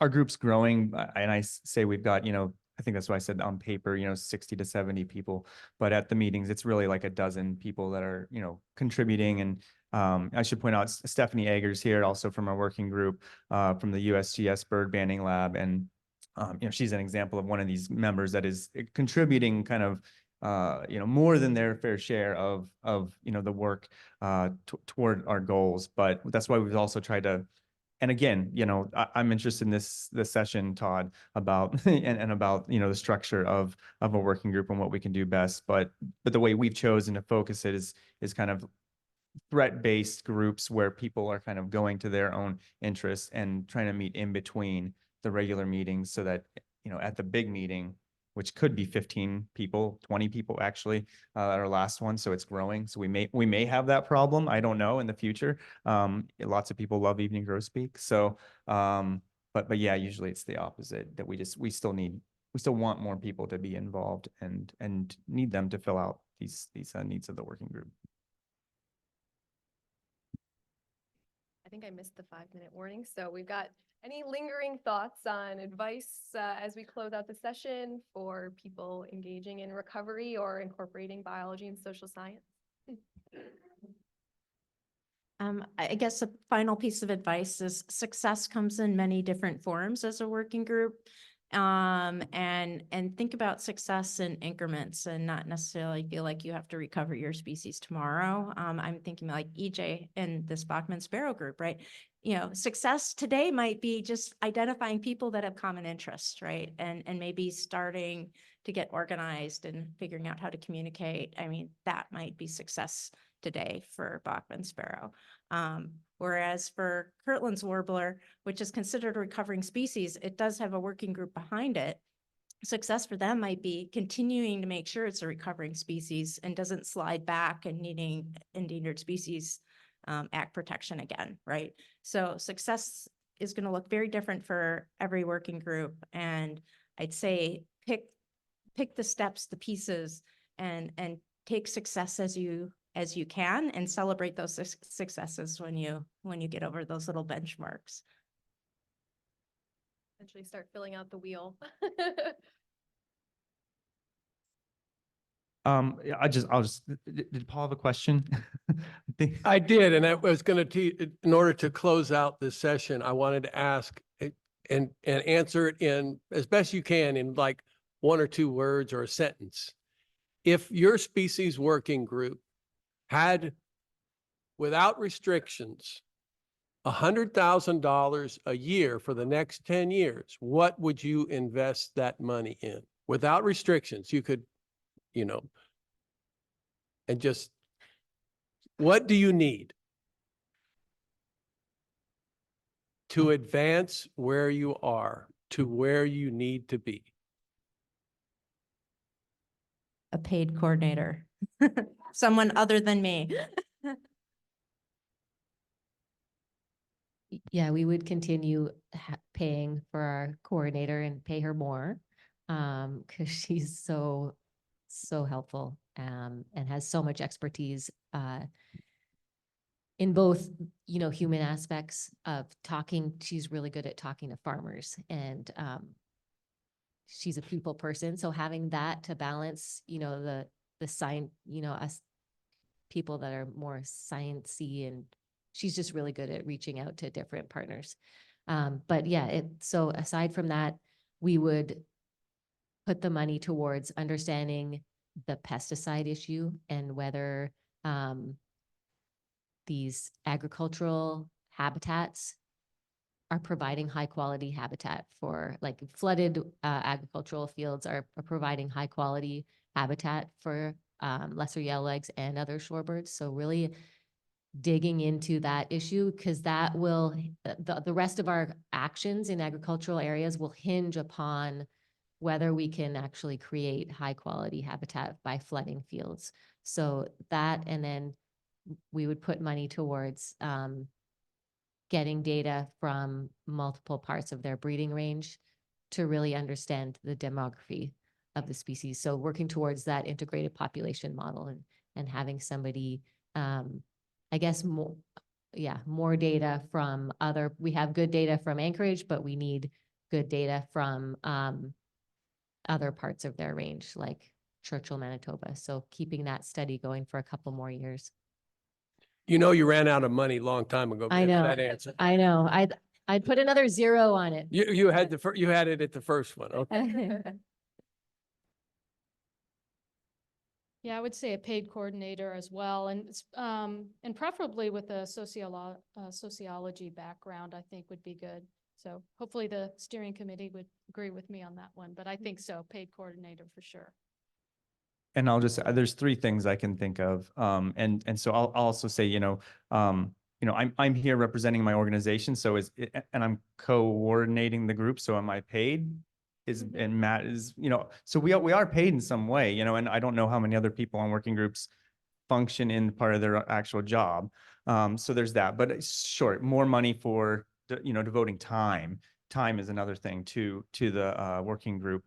But then in terms of needs to kind of move the dial toward filling in the knowledge gaps, we definitely want to continue with the migratory connectivity effort to get across the range.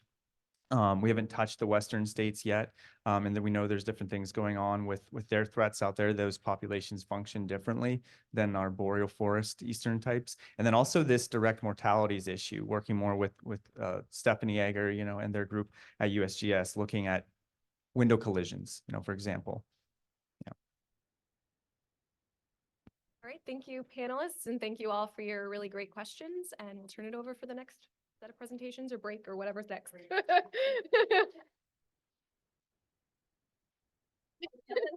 I was like, look at you. We're going to take our break now and clean up the mess that Katie managed. I knew when I set that there that was terrible. 2 quick announcements. One is one of the panels. As soon as One of the breakout sessions this afternoon, we're switching rooms. And so when you come back, I'll tell you specifically about those rooms, and you can take a note of that. And then also another note is when you ask a question, and there'll be lots in the next panel, identify yourself first so we know who's speaking and have some context for your question. Thank you so much. Have a break. Come back in 10 minutes. Thank you. Sorry to make fun of you at the end, but I couldn't resist. No, that was. I thought you were telling me you had 2 minutes left, not that you wanted to ask. I was like, okay, 2 minutes. You were telling me you wanted to ask. That was a good question. Yes. And I figured I knew what the answer would be, but I was hoping the prompt. Oh, man. After answering that question, I was like, oh, Ashley. Okay. Oh, don't worry about that. Yeah. Kofi and I want to be ready to go. Yep, let's see. I know we have that. Yeah, and she's happy to sit here. Oh, and then we great. Jump and like run her head. Yeah. Yeah.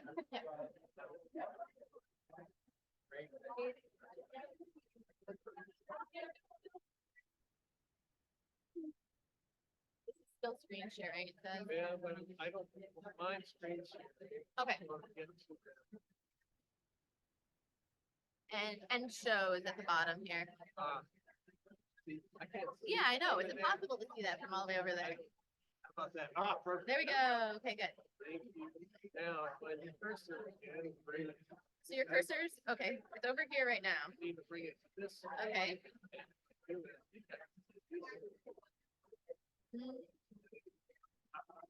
Okay, click into, did it? Did it? It left the other, oh, nope, it's back. Maybe it's the other. I think it's to the right. Yeah, it just went to you, I think. Maybe. Nope, it's back over here. Okay, it's to the right thing. See why? Yeah, Things that's frustrating. ridiculous. Got it. Oh wait, it's back over here. Okay, it's on your screen. Is it in the white? Maybe we need to like turn it into a big magenta. I know. There's a setting for it to wiggle it. It gets like giant. Oh, it's back over here. And I can't go this way, can I? Oh, something just happened. You disappeared. Oh, I'm now back on it. Okay, so that was the still problem. left. So I'm Okay. going- Was still Okay, left. so you're here. Yeah. See, right That's here. the one. Yep. So we want to show that first up, right? Well, I think you were. I'm gonna. Eventually, yeah. Yeah, but this will be the first. I mean, it's the only slide, really, we're seeing other. Yeah, there's Your name two. again is Yeah. Kelsey. Kelsey, yep. I'm gonna put this full screen. Okay, All right, so that will be there. and have we already tested it out for people in the way back? Well, if they hold their phone up there. They go do it. Yep. Thank you.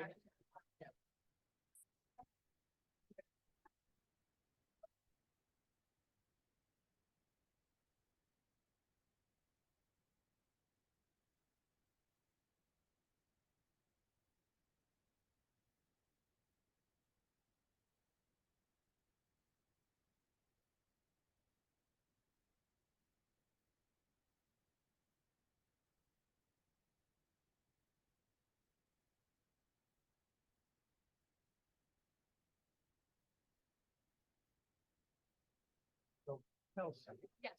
When we did that, let's see, you're gonna. How fast will it? Almost immediately. And then that will be protected up there. And that'll be what a lot of word cloud, right? Yeah. That's what. Yeah. Okay. Yeah. And then we'll all together read that, right? Yeah, and then only if you tell us that you want us to switch to this slide, Kelsey's got that good to go too, that has a graph. So if, remember, there was like the option to have them Yes. vote on what they want to hear more about. And that, I think we want to do that a little later. Yeah. As we, Yeah. after we sort of get rolling. Yep, yep. Make sense? Yes. Okay, and that's Yeah. what is in my Yeah. notes. Okay, perfect. And Paul, you're gonna have me give people directions on what to do? Yes. Okay. Absolutely. Okay, so when they're in the back, I had them zoom, and that was totally, I just like zoomed in and had them. Your other option is to go to that way. No, you just have to put in Betsy out and then you type it. Yeah. I think it might be.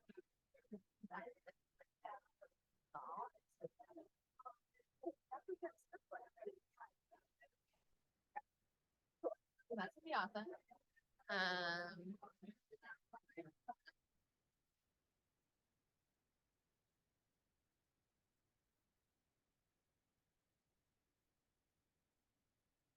Okay, cool. Great. My export before I get up here and. Oh, yeah, it's a tiny little thing.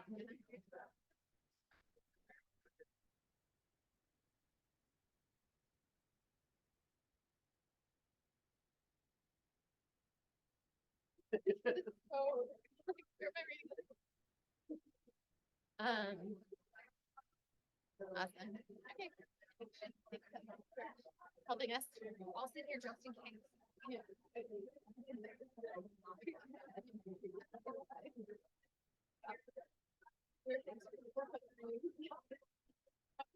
I'm the boss right now. Yeah, yeah.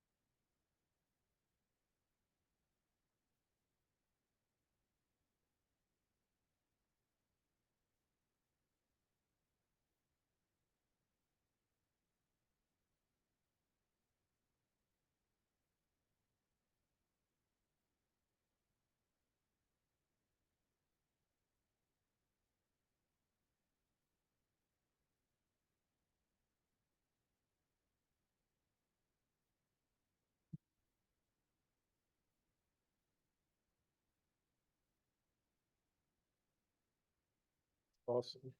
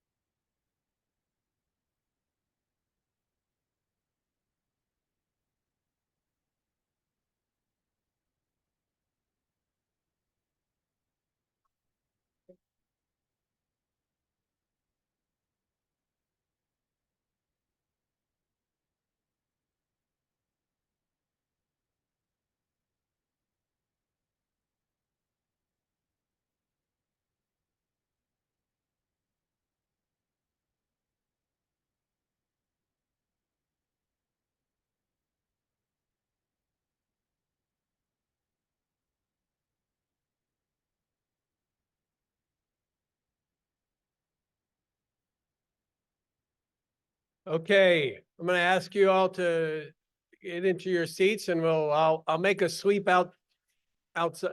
No, Sarah Kendrick, would you go out and maybe rally the troops?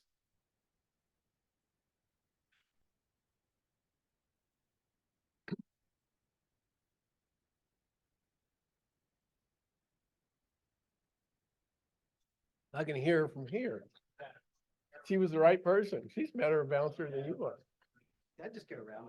Yeah, that's what I did. I don't have that voice.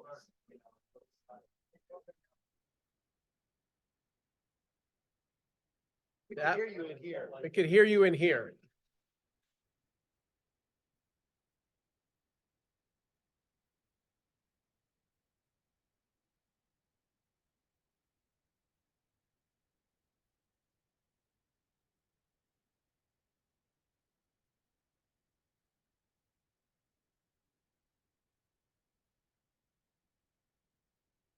Thank you. Let's see, where's Edwin? He was. I saw him. He probably escaped. Right there.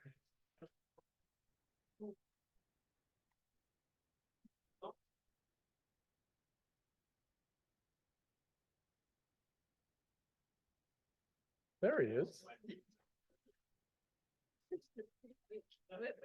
Don't spill anymore. No, you didn't. Really? We'll find it. Okay, welcome back. Looks like there's still some folks out there, but so Sarah, you're not as good a yes. Do it with meaning this time, Sarah. We'll definitely. Okay. Welcome back. All right. While people are getting into their seats, hopefully sooner rather than later, again, we're going to switch rooms because of the layout of the rooms for one of the breakout sessions this afternoon. The 1 to 2:30 breakout session C. And that's if you were in room 107, you are now going to be in 111. And if you were in 111, you're going to be in 107. It's a nice rhyming thing, so you should be able to remember that. We're just switching the room numbers 107 and 111. And that's on making international collaboration successful, swapping that out with filling knowledge gaps, current tools, and future directions. So that's the swap we're going to make. There'll be signs on the doors that are accurate and correct. So if the sign on the door will lead you to the right room. 107 will be in 101. Yep, it's a breakout session. Currently in 111, but moving to 107 will be making international collaboration successful, and moving from 107 to 111 will be filling knowledge gaps, current tools, and future directions. Okay, great. Okay, this panel, we will not have slides. How about that? And if this is going to be successful, it's going to be because you are going to participate. And you're going to participate early and often through the next hour, okay? Or 50 minutes, or whatever we have. So be ready, be awake. You've had plenty of time to get awake and ready to go. And I think the last panel really helped set up this group, and will help call attention to one of the breakout groups, as Todd indicated later in the day, which Becky Keller and some others have been working on a project and will need your help to develop what Jeff is called, I guess we're going to call either better or good. I'm like good management practices, huh? Beneficial management practices for the working groups. But we're going to touch on some of that in this panel as well, because we're going to be talking about some recommendations for you to think about in terms of structure, function, goals, membership, and other facets around the species working groups.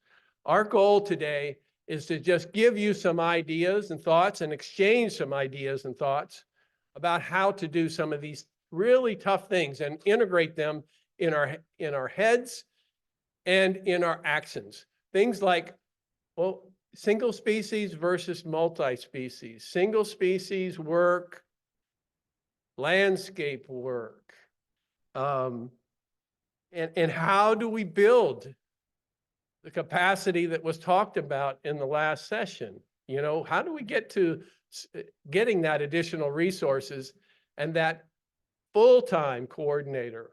While sure, David Yaney is paid, but he's paid because of a job he has. He's not this, he has a full-time job. And so he steals from that to do this coordination for the evening grosbeak. And in my mind, that's one of the key needs that we have is somebody to wake up I like to say, wake up every day and worry about how we recover that species. And while meetings every couple of weeks is important and whatever, if you're just in and out of that work, it's really not making the urgent progress that I think we need. Anyway, that's my 2 cents at the beginning. Overall, today, we're trying to give you some ideas on how to advance the work of your species working group. And with that, we're just going to use some questions and answers, and we're going to have you give us some input. So if you have not yet, but make sure if you are available, a phone to be ready to use that for a process we're going to use in a few minutes. But the first overarching question, I give it to Tom Will. And by the way, I should introduce, and let's have everybody introduce themselves, but briefly, okay? Briefly, Tom, you introduce yourself and then pass the mic along. Yeah, my name is Tom Will. My bird name is the black skimmer. That's because I don't know a lot about anything, but I know a little bit about everything. I'm a skimmer. Awesome. Yeah, the pressure's on. I'm going to do a bird name now, apparently. So Todd Fear, I'm the coordinator for the Appalachian Mountains Joint Venture. I'm also currently the lead for the Cerulean Warbler Technical Group. Bird name. Bird name would have to be wood thrush because that was my entry bird into birding. Thank you, wood thrush. My name is Ashley Dare. I'm an associate professor at Virginia Tech. My bird name is Wren because I'm a talkative scientist.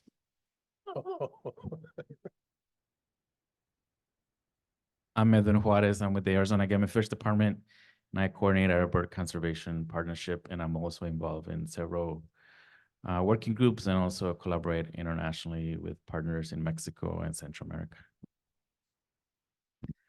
I don't think I have a bird name, but I'll say thick-billed parrots would be one.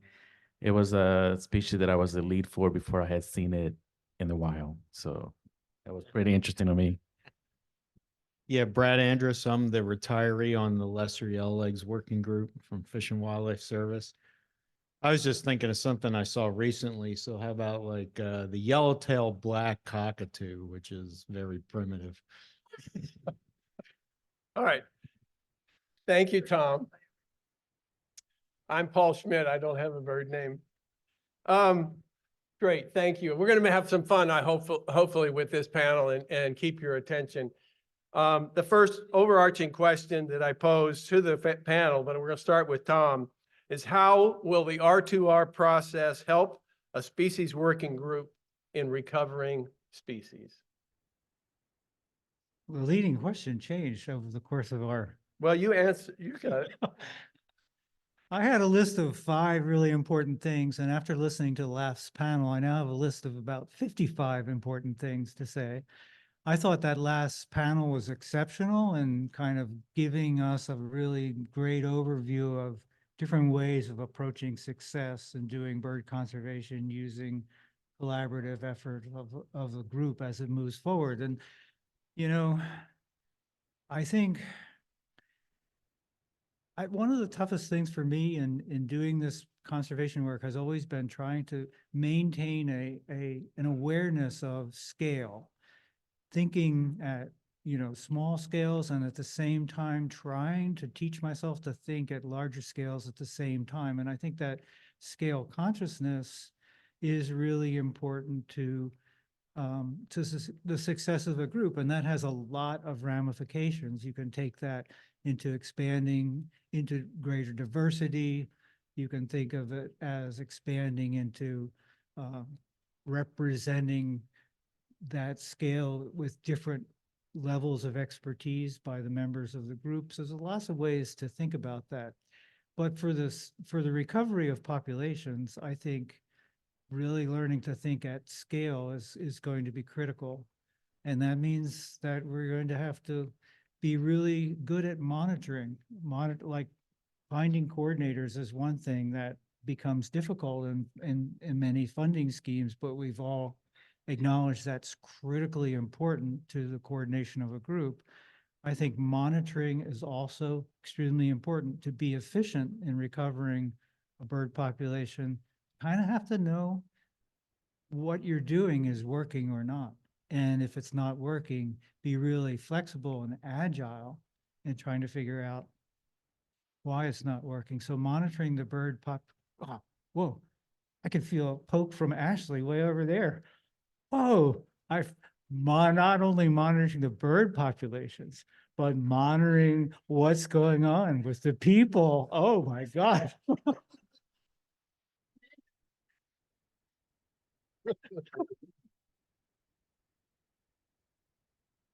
And the other thing to think about all the time, I think, is sustainability. And that's a word to me that is so important is, how long has the Golden Wing Warbler Working Group been going? 20 years, and they're still kind of working on some basic questions, trying to figure out how to do that. But at the same time, building an increasingly growing network and thinking about how to sustain this work. I mean, really, we live in a world where it's our business, our work is really tough. And I think building the continuous network of actors into the future is going to be, at some level, the measure of our success. And I'm not going to say anything else. Okay, second question, related. We're all talking about recovery. What do you mean by recovery? How do you know if a bird is recovered? Who wants it?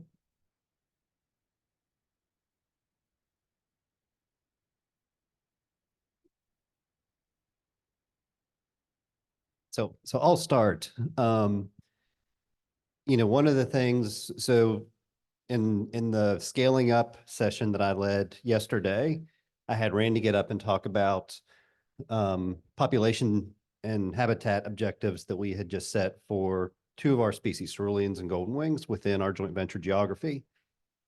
And so, the question that comes from that, okay, if we hit that objective, can we stop? Have we recovered? And I've always been of the philosophy of no, that is something to help motivate the partners, and to be somewhat analytical about it, look at it from the standpoint of, if you can turn that trend around and keep that trend increasing, that's the goal.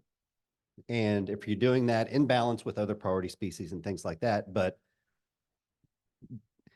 I'm always hesitant to set what I see as artificial endpoints, because we work in a very dynamic system. And I think recovery, therefore, also has to be very dynamic, and how you define recovery can even change from week to week, year to year, depending on how the system changes. So I think the answer is to that there isn't, it's being vigilant and continuing to make sure that that species is benefiting from the work that's being done and not stopping. Anybody else want to take a stab at that? Oh, I love it. I think this is a really tough one. And, the easy answer is every working group whatever they're working on has to think about what recovery means to them. And it can be a population goal, but like Todd and like Amber said, I think thinking about recovery again at scale, first the daily scale, what worked and how to move that forward. So I think recovery is finding the energy that's there and giving that energy a chance to grow all the time, because like Todd, I don't know what to think about endpoints. I think it's all about transitions. I think if you think, how do I move things forward? What's the best next step? I thought Paul, your question about what would you do if you had is a really good way to think about things. What would I do? What's that next step that I would take? And I think it's a continuous process, I guess, is what I'm trying to say, that recovery is maybe in the end, not so much a matter of what we do, but more a matter of how we do it.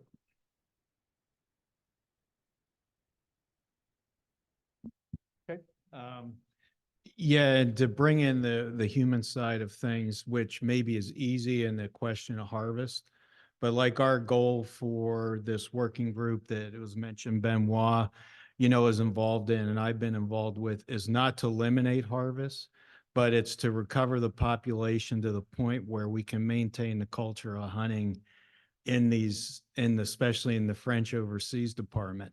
And maybe, the way things are going, that'll become less and less, but that's a different kind of goal and objective that definitely addresses the cultural aspect right off and is not just, to set a population target, but to have a target that allows this cultural practice to continue. You keep the microphone, Brad. Okay, I'm going to go down the line. Yes. Wow. I've lost control already, haven't I? I know. Yeah. Identify yourself. You're going to ask a I will. tough So question. EJ Williams, long-term troublemaker. But I want this to work. And my challenge is that Todd and Tom's answers, while very scientific, thoughtful, to some extent inspiring, I don't think that will work if we want to promote this effort.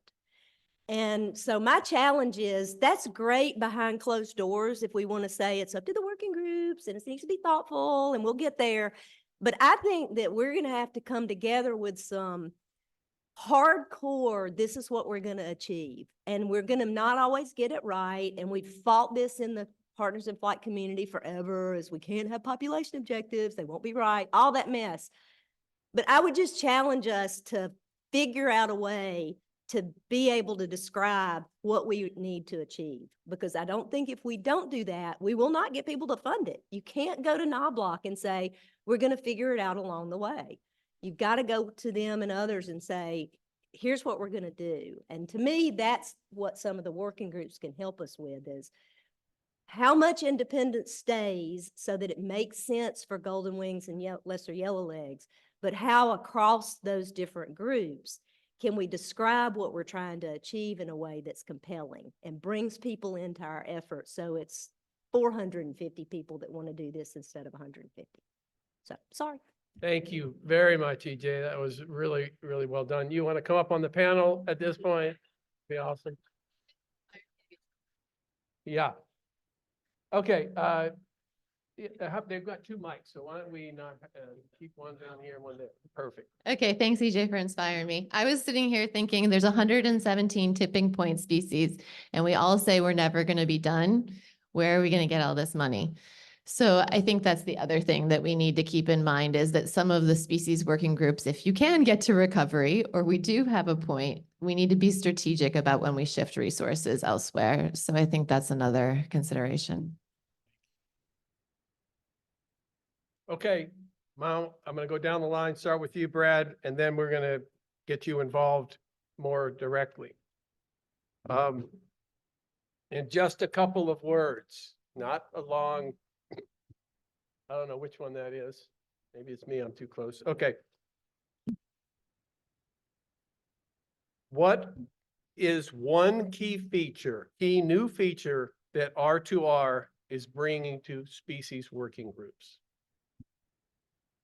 Feature, well, the key feature is just to put more emphasis on all these lists of priority species we've made, and I get tired of people like ignoring them when we see proposals. They're just like, well, we'll just keep doing this bird because we have more data. So I think just re-emphasizing that we've done this for 30 years, trying to say, here are some species that really need attention. And we've always had that idea of keeping them off ESA, the Endangered Species Act in the US, and maybe for the same for Canada. So I think that's a one thing. Hand it down to Edwin. Well, I think about it as formalizing a process or, outlining a framework that includes many elements that have been applied in different scenarios or in different working groups. But to me, it kind of formalizes for the community to consider more formally.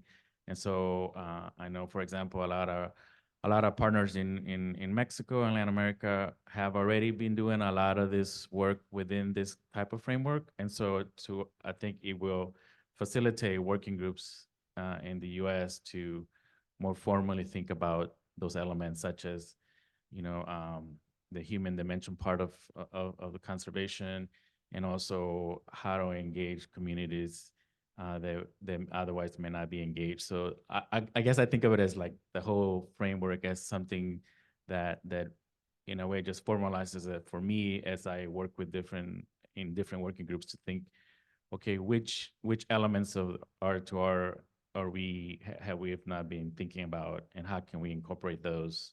And do we have the capacity to do that, and how we would go about doing it?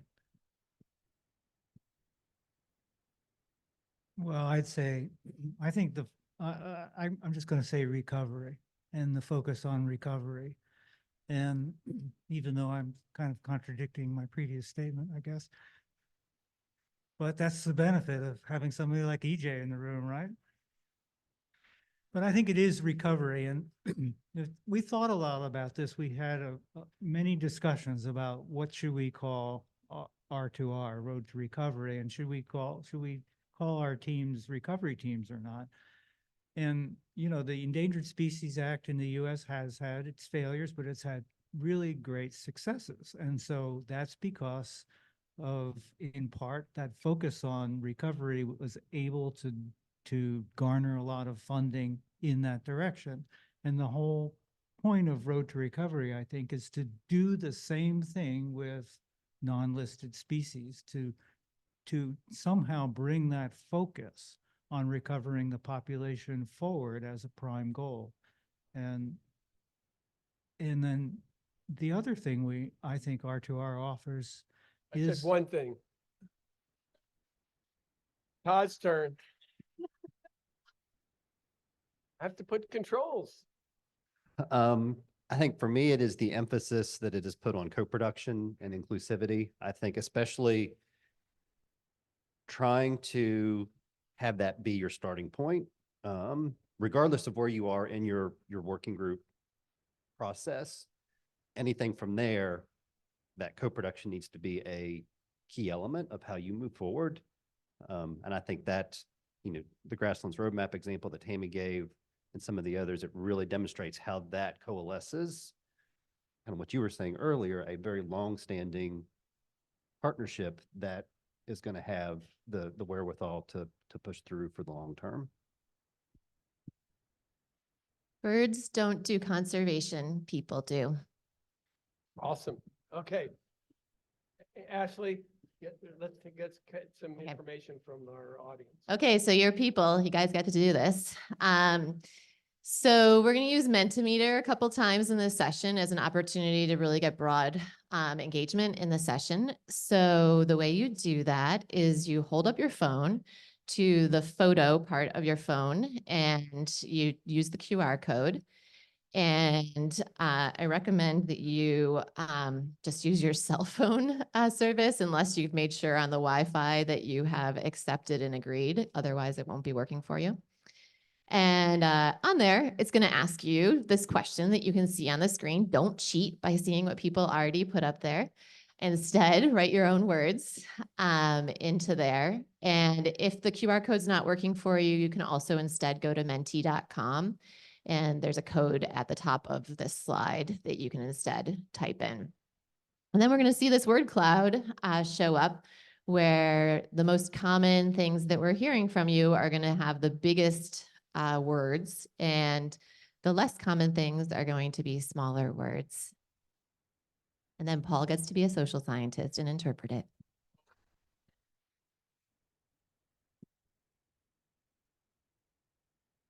Question is, what are the greatest challenges your species working groups experience?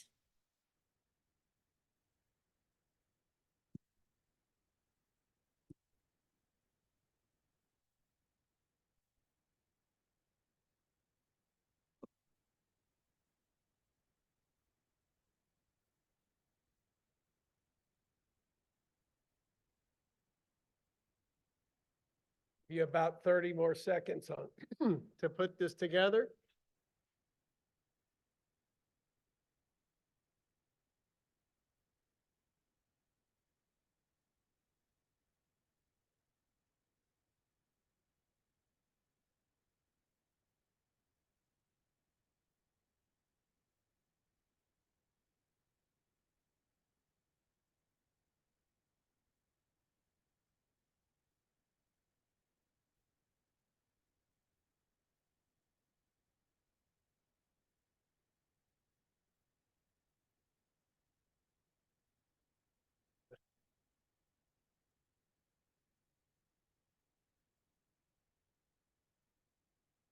All right, sort of come to a pause. I don't know what that means. Maybe everybody's put their 2 cents in.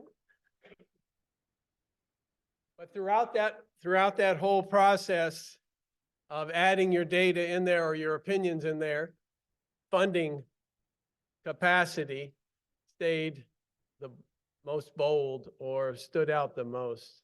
I don't think that's a surprise to anybody here. So those are the challenges that you have: funding capacity.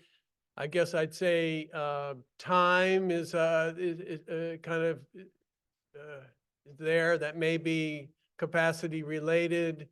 Inclusivity, I see leadership, I see partnerships. I don't know, is that a challenge in developing partnerships, or do you have challenging partners? Don't know for sure.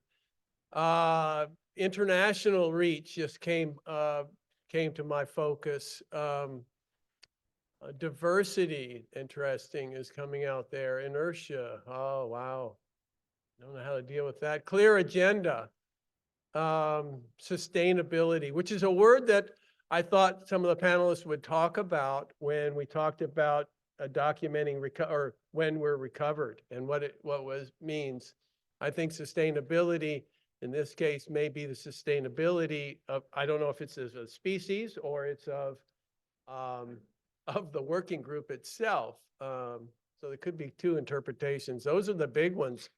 All right, panelists, please help me answer the tough questions for these people. Funding. Any bright? I'm the moderator. I'm in charge, Brad. You know, I will start by just saying that it always comes up. And I think we even asked yesterday morning, I challenged Lynn Scarlett with that question because she's been in a number of those positions. And, you know, EJ touched on it a little bit, is you have to package things in a way that there's something achieved. And it can't be, in my experience, it can't be just feel good. It has to be something that you can be held accountable to. And that is something we all have to work towards, is that accountability towards progress, towards some sort of goal that is there, and to articulate that in a way that attracts funding. I mean, there are many groups out there, many organizations, many people who want to support the work that you do. It's our jobs, your jobs, to put that in a clear way that is compelling, that you're going to achieve a result that they can feel their money was well spent. And so that's, I guess it's a really, to me, comes down to a communications challenge for all of us. And most of us in this room were trained in different fields. Biology, it probably is predominant here. And communications and that people aspect is really, really important, because it's got to, ultimately, your message has to link back to people, even if it's about the birds and sustaining their recovery. That's my 2 cents, since Brad put the challenge on me. And now Tom has hands, and then I'll get Ashley. Yeah. So kind of a side note on that. I mean, I think the monitoring question is huge, because somehow there's this disconnect in what funders are willing to give when the funding nation, so to speak, does not include or is not willing to include monitoring components in that. At the same time, everybody wants to know, well, how did the money I gave you actually work? What did it do? And we in the bird conservation community face a huge challenge in demonstrating success in terms of bird populations, because we all know it's not a matter of 1 year or 2 years. In most cases, it's a matter of 5 or 10 years to show that success. So we really have to put some serious attention into how we're going to demonstrate that success. And I think it's almost like we need to do a brainstorming succession on how do we really show progress to our funders so that we can continue to garner funding. So that monitoring piece is really an important thing for us to think about. And, and it's maybe not just bird populations, but got to figure out a way to do that really resonates with the idea of sustaining that funding source. Ashley, then we'll move on. So I think that we certainly saw some examples of this in the last working group, that there are researchers out there, there are organizations out there that are oftentimes fundraising for work related to species. And I think we need to be more creative about how we work together in order to harness that. So for example, if everyone who was writing a research grant related to golden wing warblers put in their $10,000 for the golden wing warbler working group coordinator, there'd be a lot of money for that coordinator. Or if a species working group is working on a project or a threat that's similar to another working group, and they together could apply for some research dollars and also have an applied component to it, you might be able to get NSF funding in order to study that, depending on what the project is. And so I think that's where we can be creative. Just going to folks saying, I want funding for a species working group coordinator is not going to be as likely as saying, we've got this really important challenge that we're working on, and then putting that coordination piece as one of your line items. Yeah, I want to add to that, this is where the relevancy part becomes really critical. And just like Ashley said, it's not always selling the bird conservation piece, because, speaking more from the migratory bird joint venture realm, that's not what's going to engage your partners most of the time. And there are a lot of examples within the joint venture community of their selling point, their pitch does not include birds at all. Playa Lakes is a really good example. Theirs is the Ogallala Aquifer recharge, because so much of their geography and the municipalities in that geography depend on that aquifer. The work that gets done to provide that recharge happens to benefit their priority species. The municipalities don't care about that. They just want the aquifer. And so being creative in that messaging, finding those relevancy links, which is where the social science and the human dimensions becomes so critical, and not getting siloed into, this is the species that we're working on and that's our selling point. Really look for those other hooks that you can use. And a lot of times you'll get funding from sources that you wouldn't even have thought of. but people see the relevance in what you're doing. Okay, I'm going to move to audience. If you see something up here or want to challenge something, I know Sarah always wants to challenge something. Yes, you know me. She's No, even worse than EJ. It's hard to God. imagine. You know what? I like EJ, so I'm gonna take that as a compliment. I'm Sarah Kendrick. I'm with Fish and Wildlife Service. Just to build upon that, I think that we have a real opportunity with R2R and the framework that we're kind of coming up with species working groups. I know we don't have like a playbook of how to, do one correctly. I agree that there's not like one exact way and that each need to be flexible. However, I think that the NOBLOC funding for the 4 pilot species is a great template for that to go after other private funding. Clearly, there's funding challenges where we have possibly traditionally been funded. And I just think you could put together like a really compelling package of this is what we've done with this amount of money, and you can show that exact progress of what that amount of money has done. And then say, we want to do 5 more species in the next few years. Here's exactly how we'll do that. And then we just ping these other species working groups and pose that exact question to them that you did, Paul, of what would you do if you had this chunk of money? Give us a 1-pager and tell us exactly what you do and how much it would cost.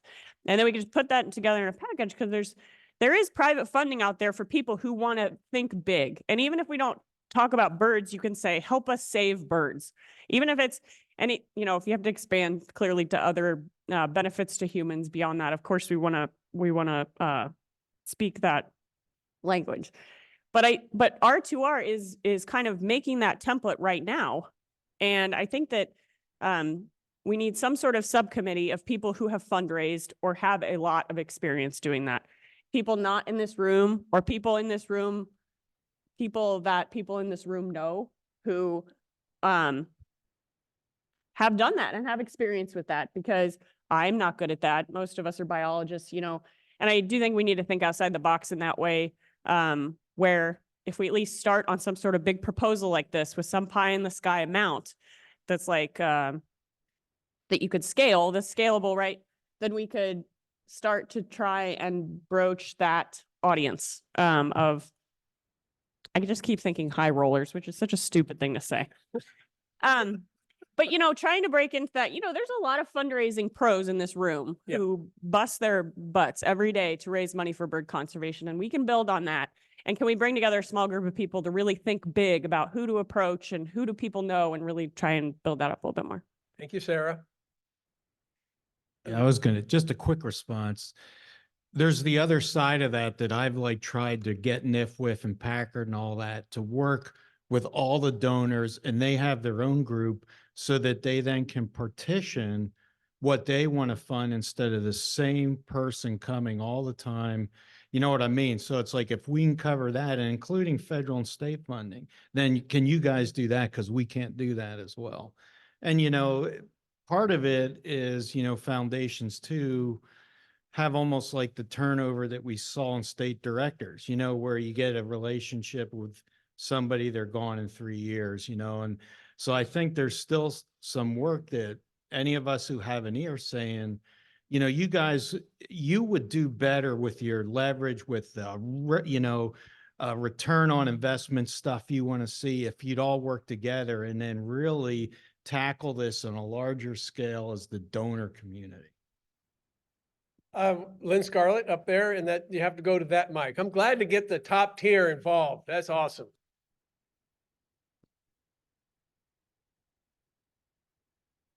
No, there's a little hard to see click on that thing.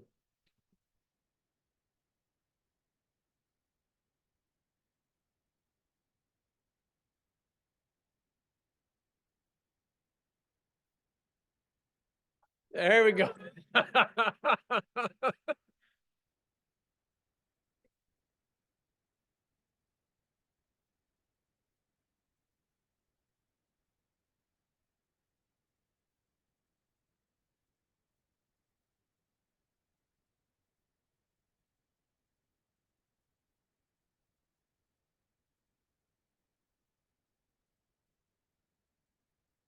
Focusing action, setting priorities, and obtaining funding, it is important to have some measurable goals.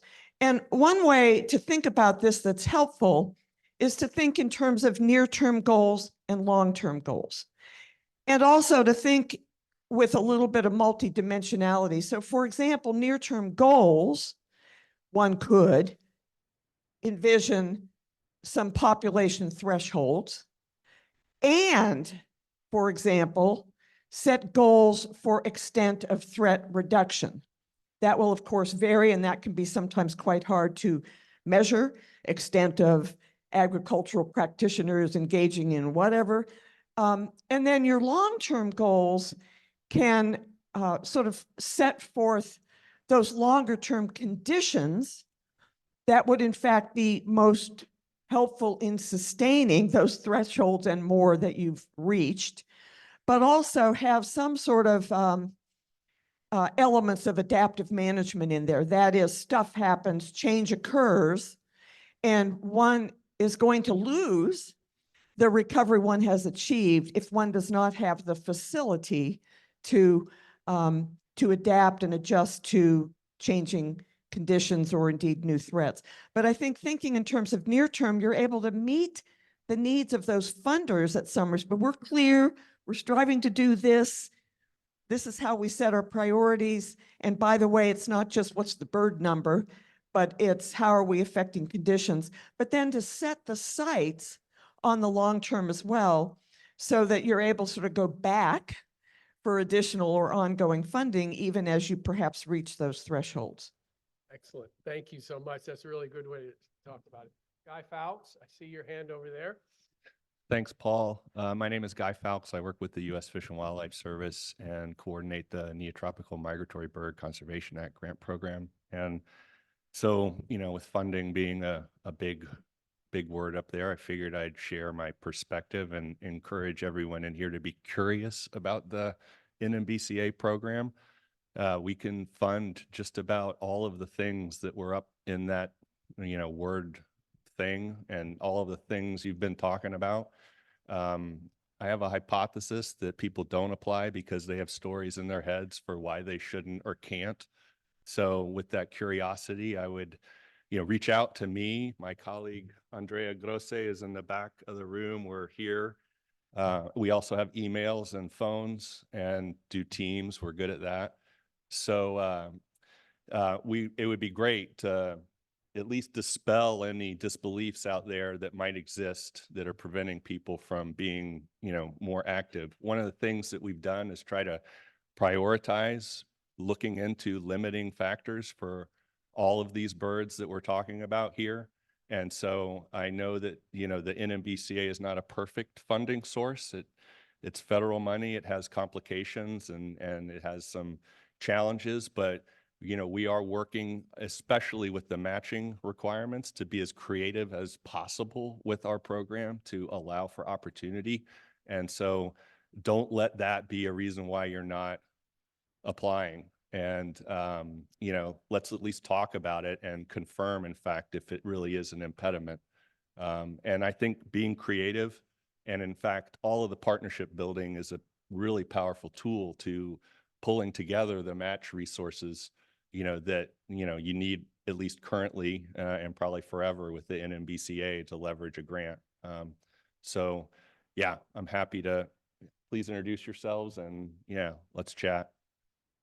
Awesome. Thank you very much, Guy. I hope you brought your checkbook. That's awesome. A lot of people here need some money. Actually, in all seriousness, Guy and Andrea, I've worked with them and they want to make that program so successful. They can only do it if they see good projects, et cetera, come forward. Guy's got some great ideas about how R2R species working groups can make good use of the Neotropical Migratory Bird Act.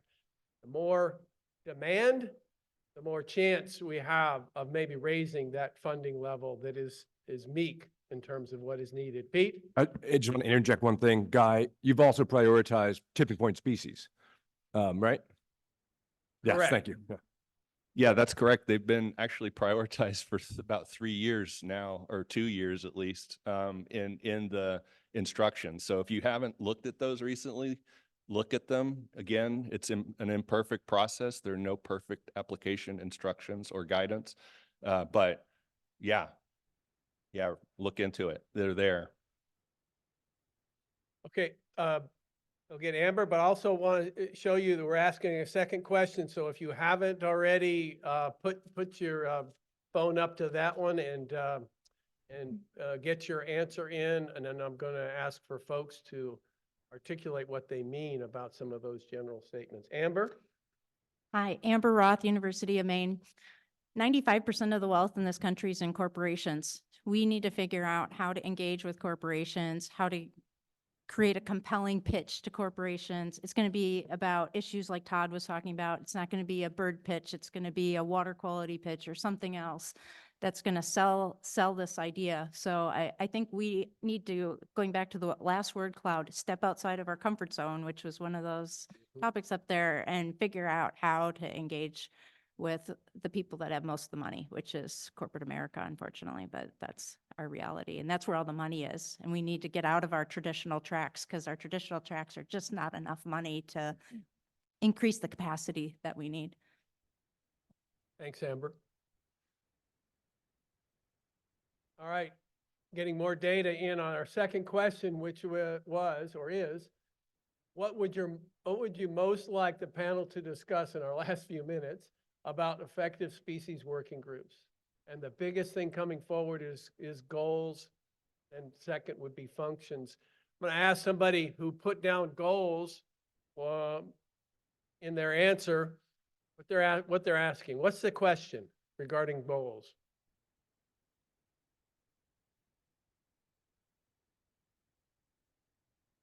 Ties simply with Audubon.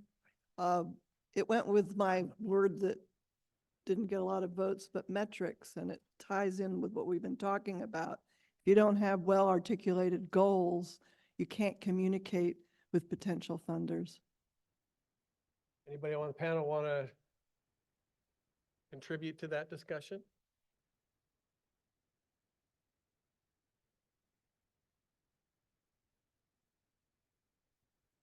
So I want to echo what Lynn said, because I think the way that she framed the short-term metrics, short-term benchmarks with a long-term overarching goal is really critical. Again, to kind of put my joint venture hat on a little bit, that's how we've tried to operate within our joint venture. Because three of the other words that came up in that word cloud, there was inertia, there was like clear direction or something along those lines. And there were a couple of others that related to that. And in addition to the funding and having some clear asks to provide for funding, it also having kind of that structure and those short-term success stories that you can, pat yourselves on the back one and move on to the next one. It also allows for, keeping away from mission creep, which is what I've seen be one of the other biggest struggles with species working groups, this ruling warbler one notwithstanding, of if you don't have a clear direction and clear ways to measure those successes in the short term and ways to check that to bring back the monitoring piece, so that's your own internal monitoring, then you're going to run amok of lots of different problems. And so, yeah, having that tiered approach where you've got short term, the whole SMART methodology of, measurable, achievable, what have you. But those are all building towards a longer term goal, I think is critical. And the last thing I'll say is I think that also helps to facilitate people plugging in that can provide specific types of expertise to advance specific benchmarks and short-term goals. So it helps people identify where they can best also contribute to the process. Right. All right. I know this is abbreviated. We could probably be here a lot more time on this topic and have a good exchange. I've run out of time, so I'm going to call it here. We've collected actually a lot of data in the word cloud and this bar chart, and we'll use that in our way going forward to how we can better serve and advise, help species working groups. So with that, thank you for your participation, and we'll get the next panel up. And thank you, panelists, and Kelsey, thanks so much.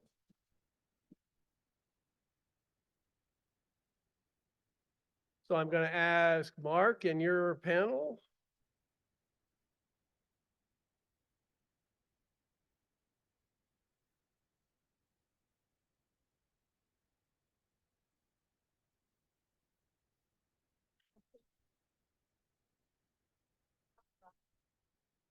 All right, they're going to load some things up. This is the last panel before lunch. And then again, I'll remind you that the afternoon is filled with 2 breakout sessions. And you have them listed in your agenda. If you have any questions about the room changes, et cetera, please just see one of us and we can straighten that out. Again, I'm going to give you another reminder about Bachman Sparrow, because we are trying to establish a new working group. And EJ is going to hold a lunch meeting at noon plus or minus, whenever it is, you get over there, and see if there's critical mass or interest in doing so. And with that, are you not quite there yet, right?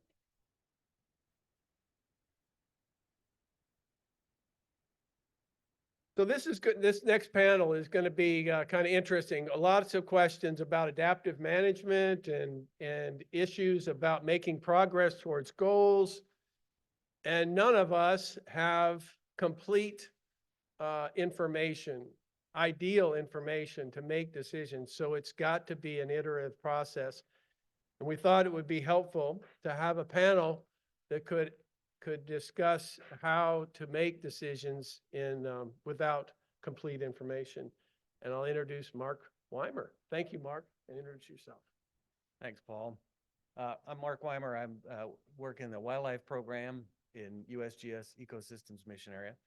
And I'm just gonna, thanks for the intro, and I just want to say this is going to be a co-produced panel, and that is going to include all of you. Unbeknownst to the panel, we've actually got like a 3rd question up here. So now that you've been properly trained on Slido polls, if you could feel free to go to that. And our first question.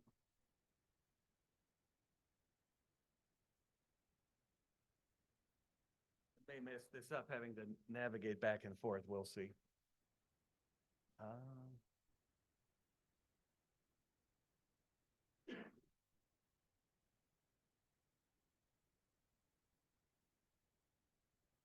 561, is that it?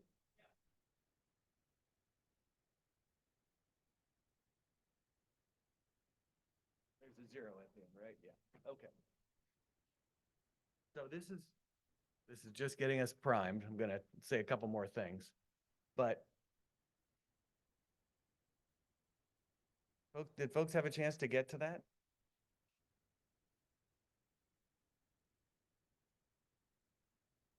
Okay. And if your QR scanner in your phone isn't working, the code information is at the bottom. There's a 0 at the end of that code.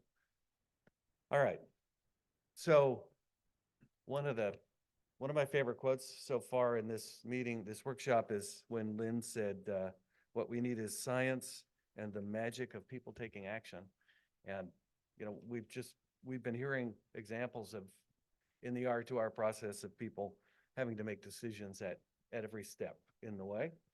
And so our panel is assembled here, and what we're going to do is we're going to go through, I'll introduce everybody in a moment, but we're going to go through, our format's going to be to have your input early on, and then at the end, the panelists are going to talk about some methods for, trying to make decisions even though you don't know everything, and then bring up a bunch of case studies. So this poll, by the way, we'll bring this up again. It's going to come up throughout the presentation. So again, you're making decisions along the way. And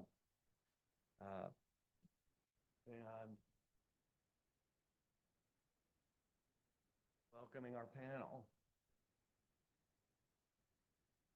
Julian Martin from USGS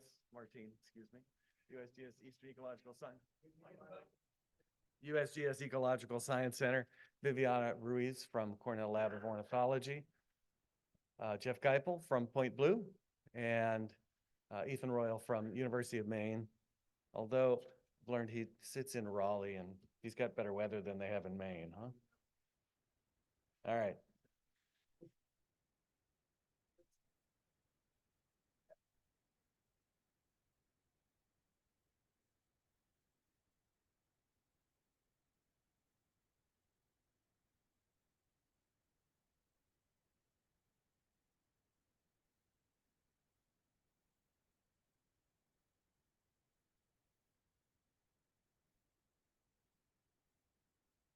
So what we wanted to, there you go. Beautiful. I like it. Thank you for putting the code in. That's uncertain information. It's good. We all have challenges. And so what I wanted to do is there's this unprecedented opportunity for the working groups in the room. And to help get you thinking about your questions, the next step in this, in the poll is going to be to ask you, if you're in a working group, especially if you're a chair of one, if you have your top 3 pieces of information,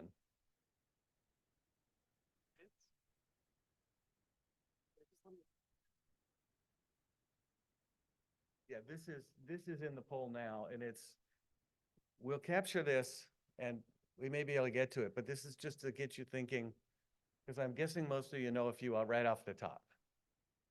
Top 3 pieces of incomplete information to make decisions. So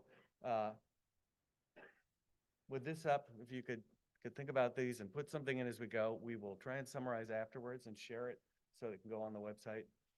And let's start with our panel. Julian, are you ready?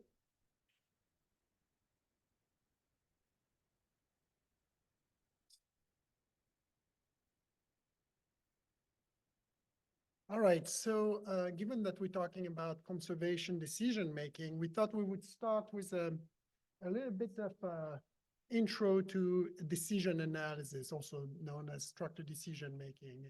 And this as a framework for making decisions in the context of incomplete information. So what is decision analysis? It's really a method for analyzing a decision by breaking it into key components of the decision problem. So that involves the management objectives. That's what the decision makers want to do ultimately, right?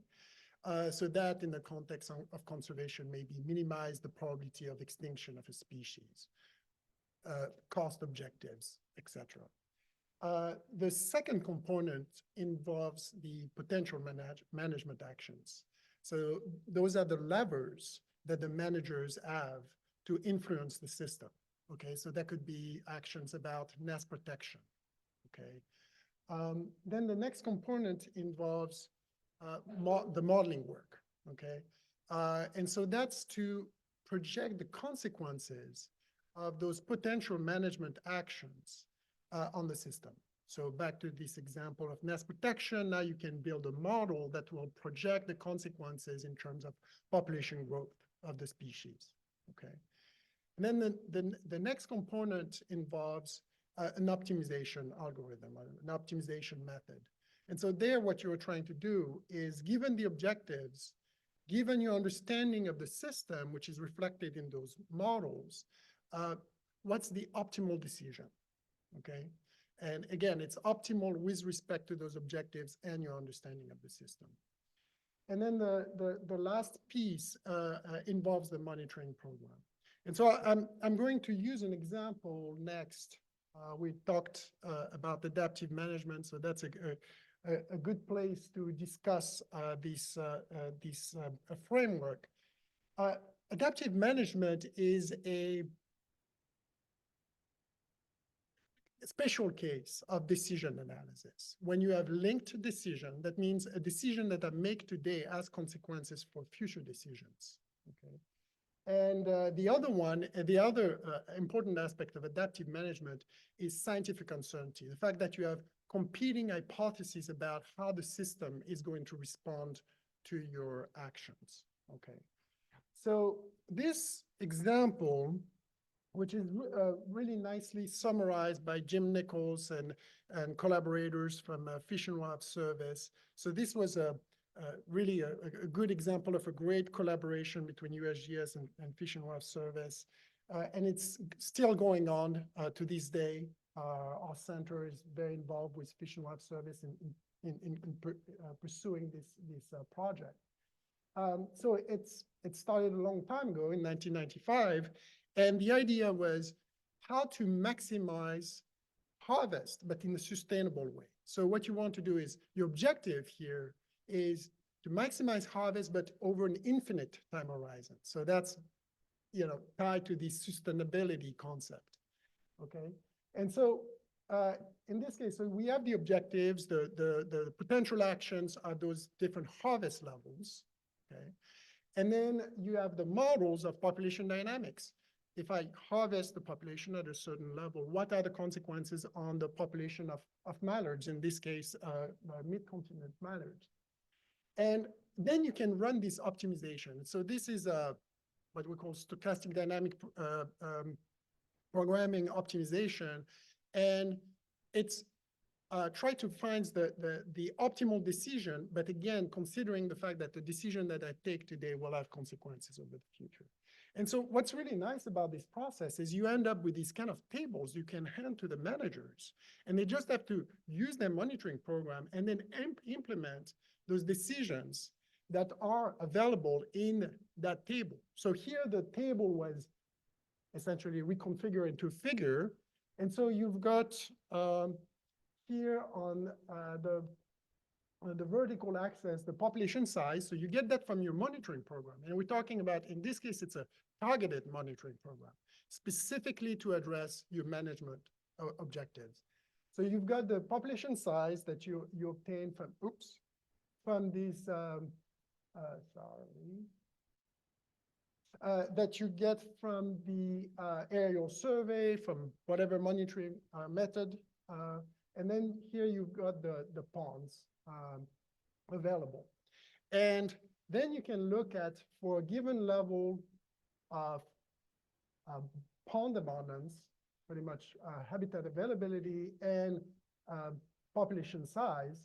Here in 1995, the estimates were provided here. And so those colors here corresponds to the level of harvest. So red is no harvest, green is some high level of harvest, okay? And what's very interesting about this, so the managers can just pick those harvest level based on that information from their monitoring program. But what's really interesting about this is you had 4 competing hypotheses about how the population will respond to harvest, okay? And so here you've got, in this figure, you've got the model weights, the belief in each of these hypotheses on the scale from 0 to 1, okay? And in this case, they started with, well, a lot of uncertainty about which hypothesis is the correct one. So they started with equal weights, essentially. And using this monitoring program, they can estimate abundance. Here you've got the uncertainty associated with these estimates of abundance. And then each of the models that reflect the competing hypotheses make predictions about what's going to happen next year if I follow this level of harvest. So the optimal decisions here consider that uncertainty about the competing hypotheses. But over time, as you get these observations, these dots here, you can compare them with the predictions. And so you use Bayes' theorem to update that belief. And that's what's shown here in over time, these kind of changes in the model weights. And then the model weights accumulates towards one of the models. But as you can see, even late in the game, there is still a lot of uncertainty, but you can account for that uncertainty in your optimization. You say, this is the optimal decision considering all that uncertainty. And so what's interesting in this figure is you see that the optimal decisions change over time. So learning, in this case, science, is really set up in a way to maximize your management objectives, Okay, so the purpose of learning is not just for the sake of learning, but really with the intent to better manage the system. So this is another example also coming where our team was involved and is still currently involved. It's the case of the adaptive harvest management of horseshoe crab to maintain sustainable population of red knots. Okay, and so again, collaboration with Fish and Wildlife Service and other partners. And these figures here show, so the top one, the projected abundance of red knots over time with the uncertainty associated with this projected estimate. If you follow the optimal decisions, like that table I showed before, you apply this, you give that to the managers, and they pretty much follow these policies. Now, they don't have to, and the system doesn't break, the process doesn't break down if you don't go through it. But you can keep track of, here's the optimal given the objective that have been specified, and still learn over time, even if you don't pick the optimal policies. And the figure at the bottom is showing the response and the population of horseshoe crab. All right, and this is the last slide I wanted to bring up. In both of these situations now, we have, it's data rich, right? There's still a lot of uncertainty, but there is also a lot of information. But it doesn't have, like, decision science doesn't have to, most of the time, actually, we don't have a lot of data. When you start, you actually have sometimes no data. You just look at the ecological literature and so on. It also doesn't have to involve this complex algorithm. It can be very simple. So they are like very, very complex algorithm. Those are examples of pretty advanced algorithm, but it doesn't have to. It can be done quickly with simple techniques. And so one thing I wanted to bring up as part of this approach is that we often start with a rapid prototyping. So what we do is, and we've had many of these at NCTC, actually. That's a great place for it. And so what we do is for a duration of 2 days or a week, we bring experts together, we bring stakeholders, we bring decision makers, that's critical. We frame the problem, we go through all those different components, and together we build a prototype, okay? Very, very quickly, and it's very imperfect, and that's fine. Here's an example at the top, like a matrix population model, no uncertainty involved initially, something simple to make sure that everybody's on board before you spend a lot of resources. Really kind of frame the problem, see if that responds to the need of the stakeholders, decision makers, and so on.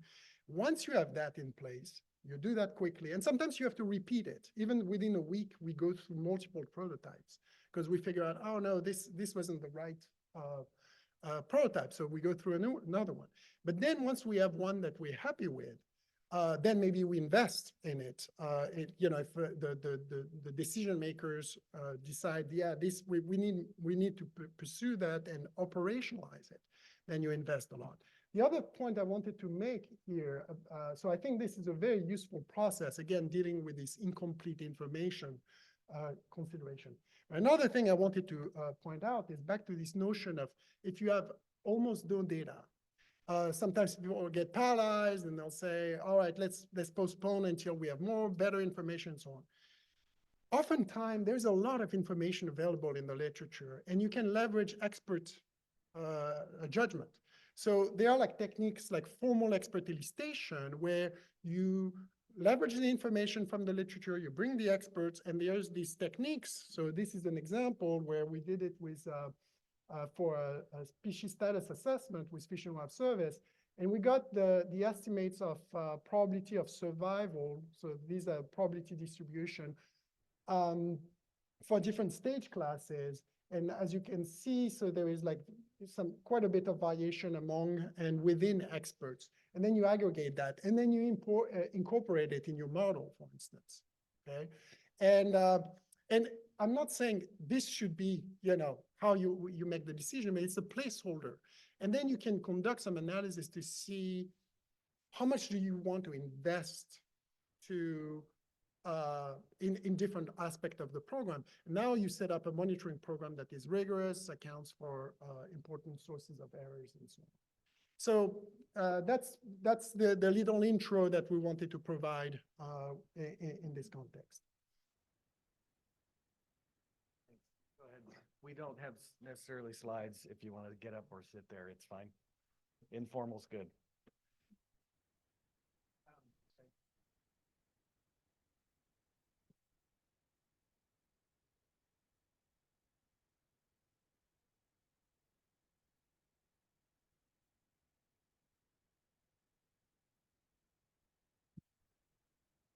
Is it on now? Okay.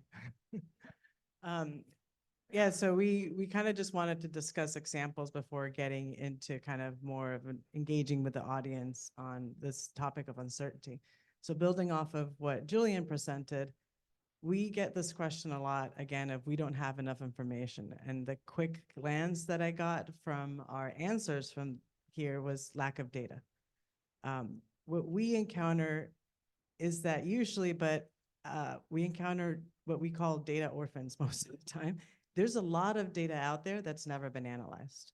So a lot of times we can fill in some of these information gaps, whether it's under this kind of more official decision-making process, or even when you're just trying to come up with a distribution, when you're trying to come up with some vital rates. And the example that I'll mention is tricolor blackbird. So we started engaging with the tricolor blackbird working group ever since COVID, I forget years. I think it was maybe 2016. And we went in there and there were a lot of unknowns, lack of data, but we really had to define whether the species was declining or not, and also figure out why it was declining. But what we found out was that there had been thousands of tricolor blackbirds that were banded. Nobody had ever analyzed that data. There's also kind of disparate studies on nesting success, but nobody had really analyzed that data. And the other challenge was the counts. You couldn't really determine if there was a recent decline versus a historic decline, because tricolor blackbirds are nomadic. So you would see a spike in a BBS route if they were nesting nearby, but if they weren't, the population declined. It wasn't really a decline, it was just that they were somewhere else. And so that's where we really leverage citizen science data. And that's one of the things that I want to just also point out, that there's a lot of information, especially on birds right now, being generated with different types of citizen science, not just the one that we do at Cornell, but a lot of state agencies work with a lot of, for example, local Audubon chapters to do surveys. There's a lot of data, or the potential to involve the public in data collection that you can use. So what we did was take eBird data for tricolor blackbirds, because there really wasn't a survey that was able to kind of capture these recent declines. We took the thousands of records that nobody had ever analyzed of tricolor blackbirds, and we took kind of several studies that had been done on nesting success. And like Julian said, sometimes it's not perfect. The years don't line up, but what you want is just a starting point to really get you somewhere. And then we really brought that together in an integrated population model. And there was some discussion on that yesterday, but we find that as a really, really good and useful tool. And there's usually the pieces that you need. There's usually citizen science data that can inform. You don't need total population size, that's ideal, but what you really want is the rate of decline, not absolute decline. So even if you have relative abundance, you have some sort of information that can inform how the population is changing. Something, either expert knowledge, but what we had was banding, which with abysmal recovery rates, but we still were able to kind of squeeze the information that we could. And we kind of took the nesting success studies and analyzed, did some simulations to kind of see to fill in some gaps for the years that we had. And we were able to bring all that together and really document a recent decline of 34% for tricolor blackbirds. That was really critical for getting that species listed as threatened for the state of California.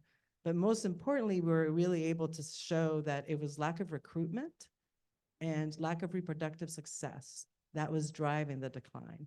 And I think those are some really kind of critical elements to be able to move forward. And we didn't know that we could get there with, everybody said, we don't have data, we don't have data. But at the end of the day, if you actually looked around, there's enough information to get you to a starting point, whether it's a decision-making process or an IPM that can really kind of help guide future steps. Great example. Yeah, I get frustrated when people say we don't have data. I spent my whole life pushing monitoring programs, and there's a lot of data out there. It just needs to be mined and sourced. That's a great example. I wanted to bring an example of the desert thrasher working group, which is two species that are both on the red list, the LeConte's thrasher and the Bendire's. And the group was put together by the Sonoran Joint Venture, a few members in the room today. About 3 or 4 years ago, it came on us quite rapidly and started looking, and boy, did we know, we didn't even know where they were, who owned the land. It was, the range was very poorly misunderstood. They're not really great birds for point counts because of, well, point counts are at the wrong time of the year. Most of the time, the BBS data doesn't work for them. Although the BBS shows they're declining very quickly, but we didn't even know if that data was correct or not. So there was some questions about that. They're hard to detect species. Let's see what else. There are lots of threats that are going on right now, or you got fire and solar development and development on the east west side in Southern California is a high area for lots of new houses and going in. So lots of immediate threats going on right now. So no time to wait. So what we did, we kind of went through, we used any and every source of data we could dig up, mostly from eBird, a lot from the Avian Knowledge Network. I think we had 6 different, data sets that were collected by independent researchers that had got in there, using a little different techniques of point counts or some sort of just detections. And also, putting in old reports from consulting firms, and came up with a couple abundance models for each species, and overlaid those 2 models, and then picked our plots at random. And we also had to develop a new protocol, not a typical point count protocol. As you can know, if you're dealing with a bunch of experts, that can take years to come up with a protocol. We adapted basically an area search protocol, which is, we take a plot and go around. If the birds aren't singing, we can go like kick the bushes and literally kick them out of the bushes to spot them. And so we were able to get within 3 months, we were able to get the entire range north of the border the first year set up in the same system using the Avian Knowledge Network, the AKN. We were able to get all our data into one place at the end of the season, and redo the model every year with our added data to refine it, make it better. Of course, we stratified it with some things like nearness, access from a road, and elevation and slope, things that we know that were affecting their distribution. Habitat is they vary in habitat and structure according to which desert they're in, mostly in the Mojave and Sonoran, but they also, the LeConte's also are down in the salt brush down in Southern California, in the Central Valley, in the Carrizo Plain.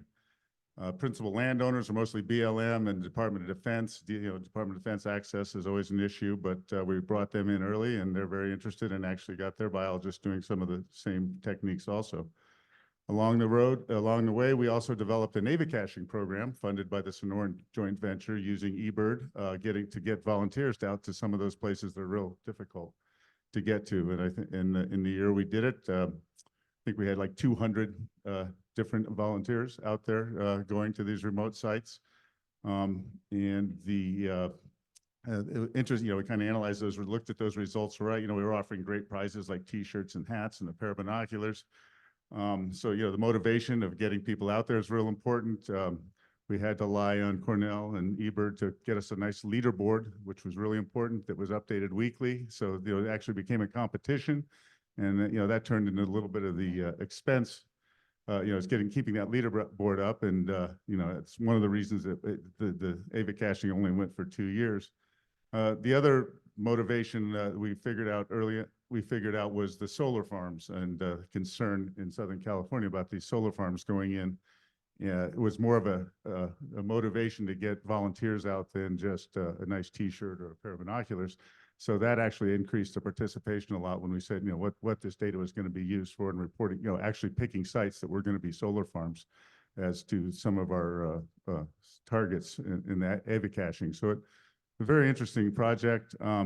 We've also evolved into now a more of a discovery protocol, especially in including Mexico, where we didn't have any eBird data, and really covering large landscapes without much, where we had really no idea where the birds are. So developing a protocol to do that in the Sonoran state of Sonora, and using sort of a playback, roadside playback protocol, so we could cover much more distance. And that went to an effect about 2 years ago, and adding to our abundance models that way, and keep refining those. So after 4 or 5 years, I think we've got a pretty good idea of current distribution and range reduction that's going on. And we've tried to do some habitat modeling, and that's not working out so well because we don't have the right habitat layers across states that matching. So now that's what we're trying to work on, is get that coverage of habitat.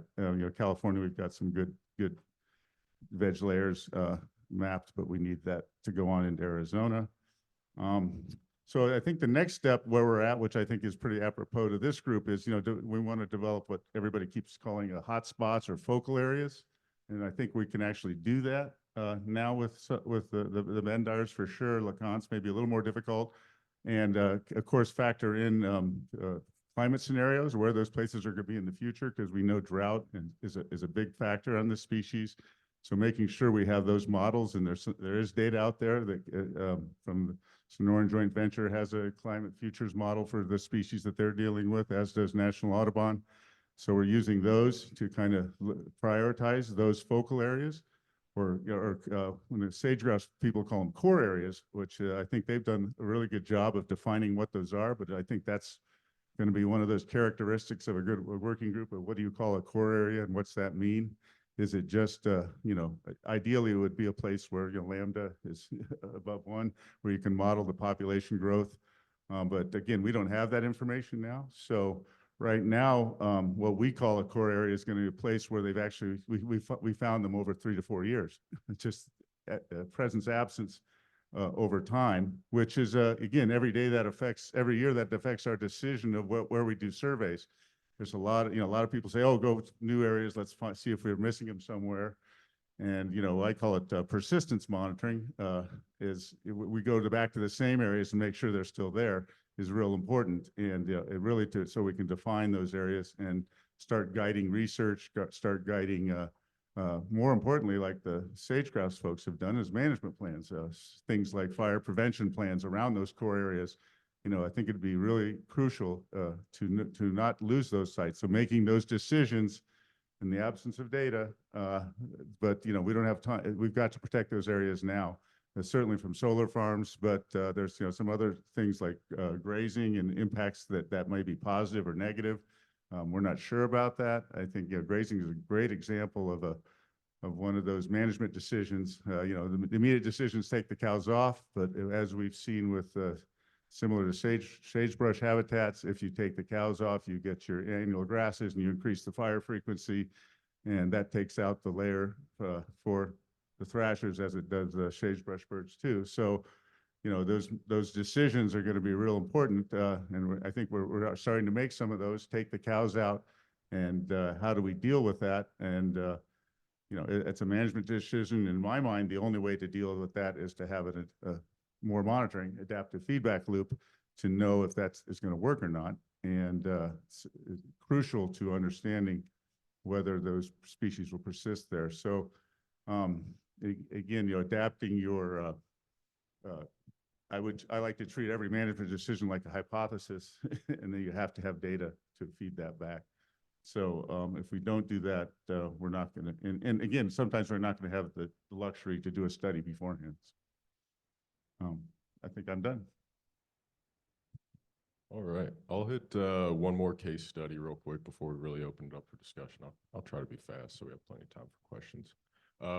But this case study has quite a bit in common with what Jeff and Viviana just talked about.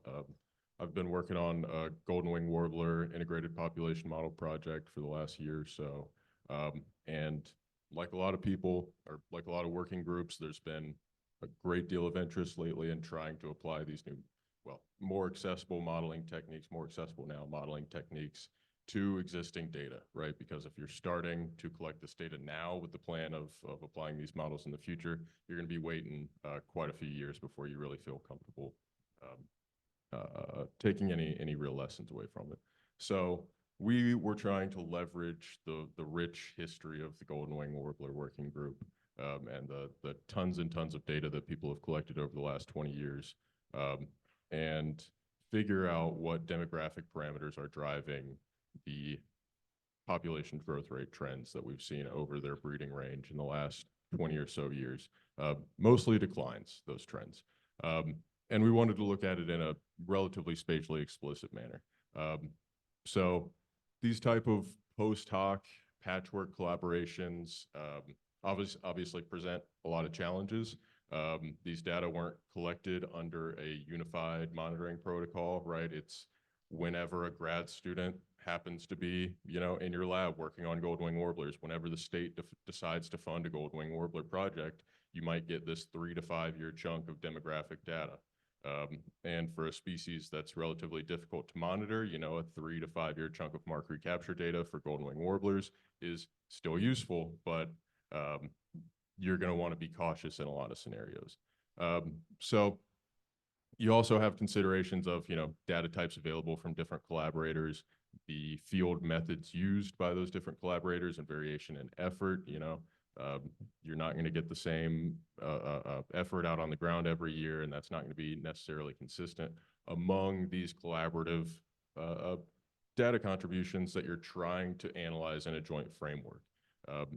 And again, like we've discussed previously, there are going to be temporal mismatches in the data that's available to you, right? And mismatches in spatial coverage. So you've got to think about how you're going to join these data spatially, right? So if you've got collaborators from around the Great Lakes Conservation Region, we can't necessarily assume common demography within that conservation region, right?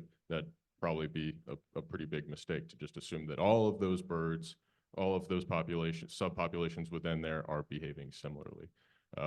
So what we did, we took some abundance and trend estimates from Adam C. Smith with the Canadian Wildlife Service that he developed an integrated abundance and trend model using BBS data. Like the thrashers that Jeff mentioned, BBS doesn't necessarily pick up golden wings all that well, so he developed an integrated model using BBS data and some of Sarah Barker's golden wing atlas work from the Appalachians to provide the kind of abundance and trend data that we used to then delineate natural populations within those conservation regions that we believed were acting, as a unified population suitable for integrated population model analysis. So we kind of split up this huge, the breeding range using that method, and then took any data that people were willing to send us, any demographic data that people were willing to send us from inside or outside of the working group,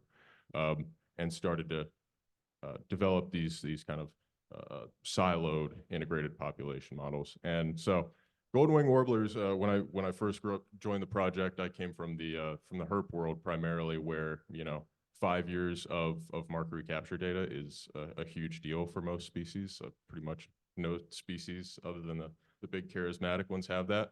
So I looked at this as an incredibly rich data set or database, right?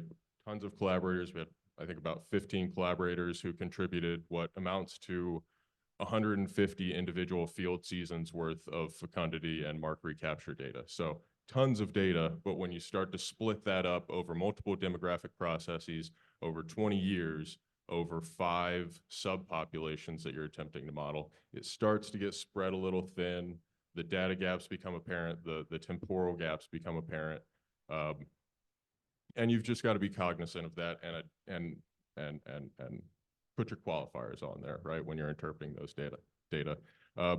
But we were still able to, I think, to get a lot of really good inference out of this. So rather than focusing on, well, what's the way to say that? Rather than focusing on what we couldn't figure out, we were able to kind of look at the demographic parameters that we have explicit data for, and then look at the the gaps that exist and determine whether those gaps are driving the demographic or the population trends that we've seen. So we don't have good data on juvenile survival or dispersal, right, or immigration among our populations. That's tough to get for these kinds of birds.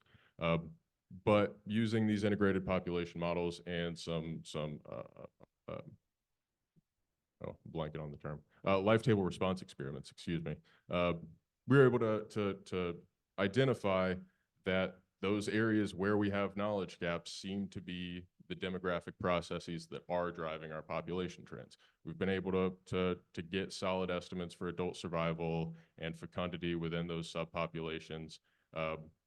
But the real drivers of those of long-term abundance changes seem to be those juvenile parameters for which we don't have solid data. So we know what the trends are, and we've ruled out a couple of demographic processes that don't seem to be driving those trends. And while we don't have, it's still a little bit of a mystery box, we know the couple of options that are inside that mystery box for what's really driving the long-term abundance trends that we've seen.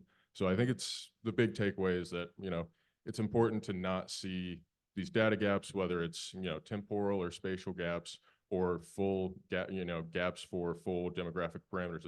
It's important to not see those as hard roadblocks that you can't get around. You can still work through those and get, I think, interesting and informative inference out of that. So I'll cut myself off right here. And Thanks. open That's us great, back up to Ethan. questions. Yeah, that's great. We'll open it up to questions. And Jessica, do you want to start us off with one? Yeah, sure. So everyone hopefully here can see the responses to what are the top pieces of incomplete information that your working group faces. And a lot of them, I suspect, are not surprising. Connectivity, limiting factors, threats, overwintering survival, et cetera. But I do notice two really important and interesting things here. If we ignore whoever put capacitation, which I had to Google is basically sperm health. There's one really interesting question, or a really important question, and whoever responded to lacking diversity as one of the incomplete pieces of information on our working groups. I suspect that that response was related to our working groups lacking perspectives based on limited diversity.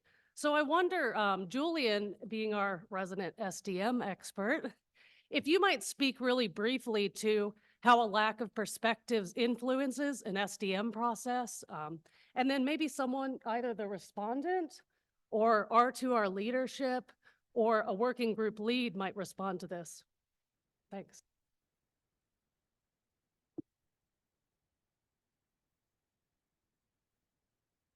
Yeah, thank you for that question. Oop, try this one. All right. So the way, when I went over the description of that framework, a great place to bring in that diversity of thoughts, diversity of perspectives. I think it comes at all levels, frankly, but I think it's particularly important to get that at the objective level.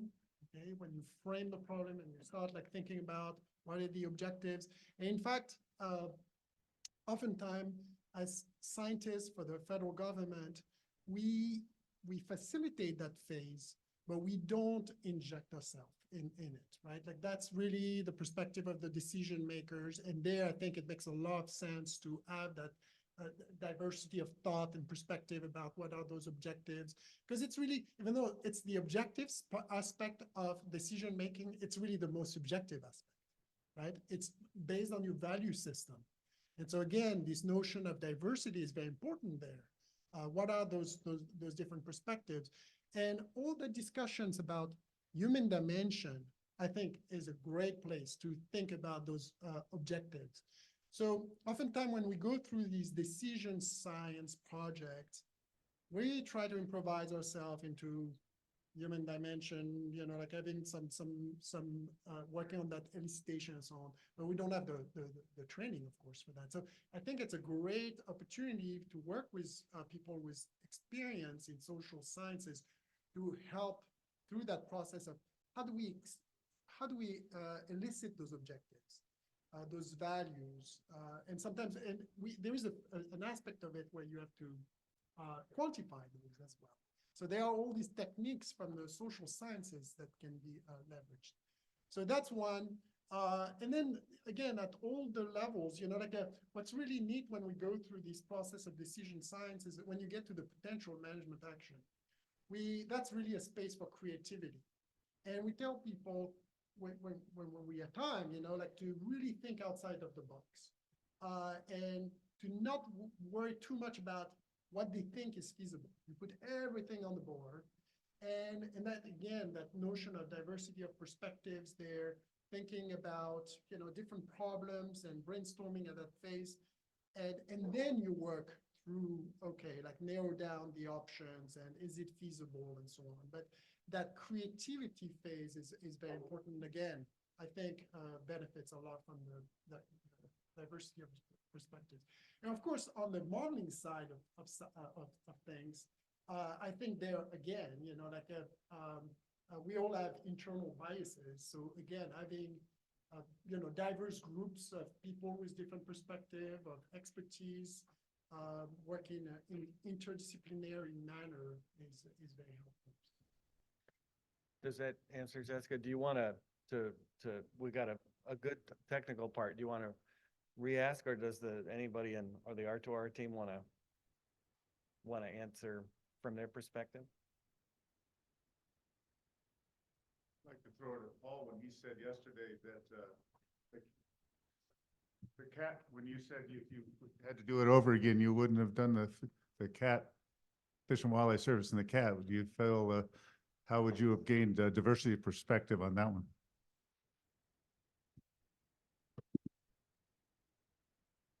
I have no idea how to answer that, Jeff. That's, I wouldn't, I'd still do it again to this day. I might do it a little bit more informed. I guess that might be the way to do it. In that regard, I'm not exactly sure how to answer the question about diversity of issues. I mean, I guess, or building in diversity early on, always a challenge, patience, but important, I guess is what I would say. Patience, but important.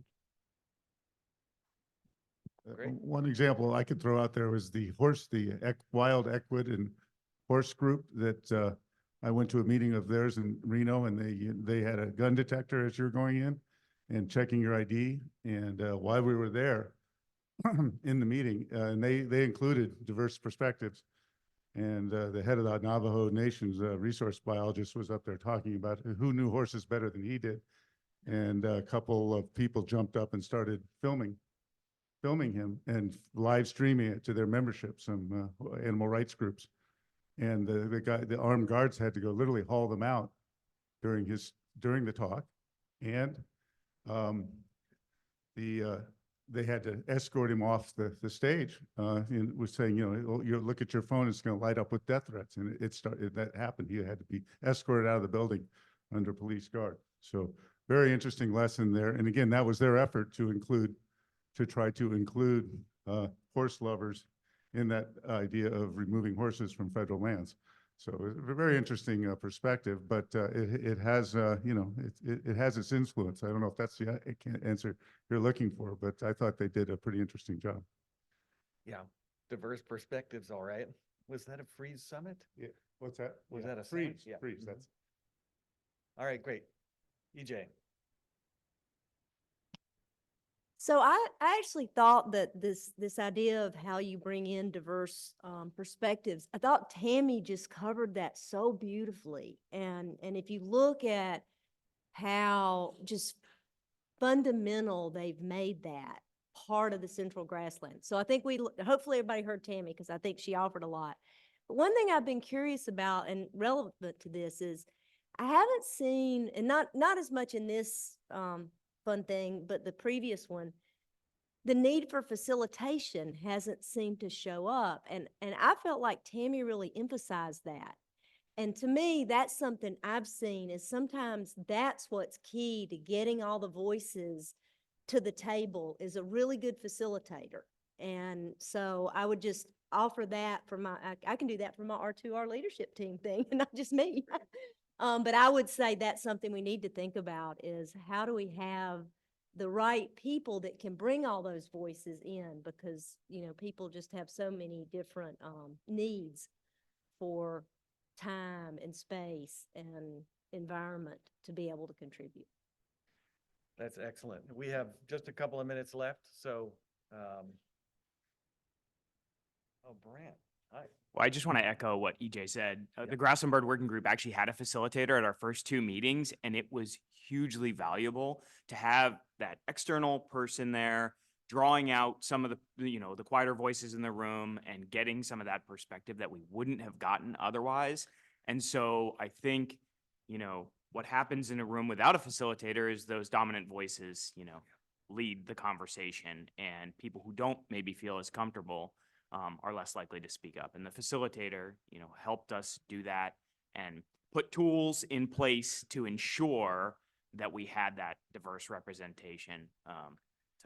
That is so excellent. So you get diverse voices, but they still need to be given a chance to speak and have some weight. And I'd like to close out by saying that this panel, thank you, everyone. The diversity that's here in these different species working groups is impressive too. And the perspectives can come from asking, how did you handle this kind of thing? And this is a great place for it. I think that's how you fill some of the uncertainty. You all talked about existing resources, and those resources are in this room too. So thank you, everybody.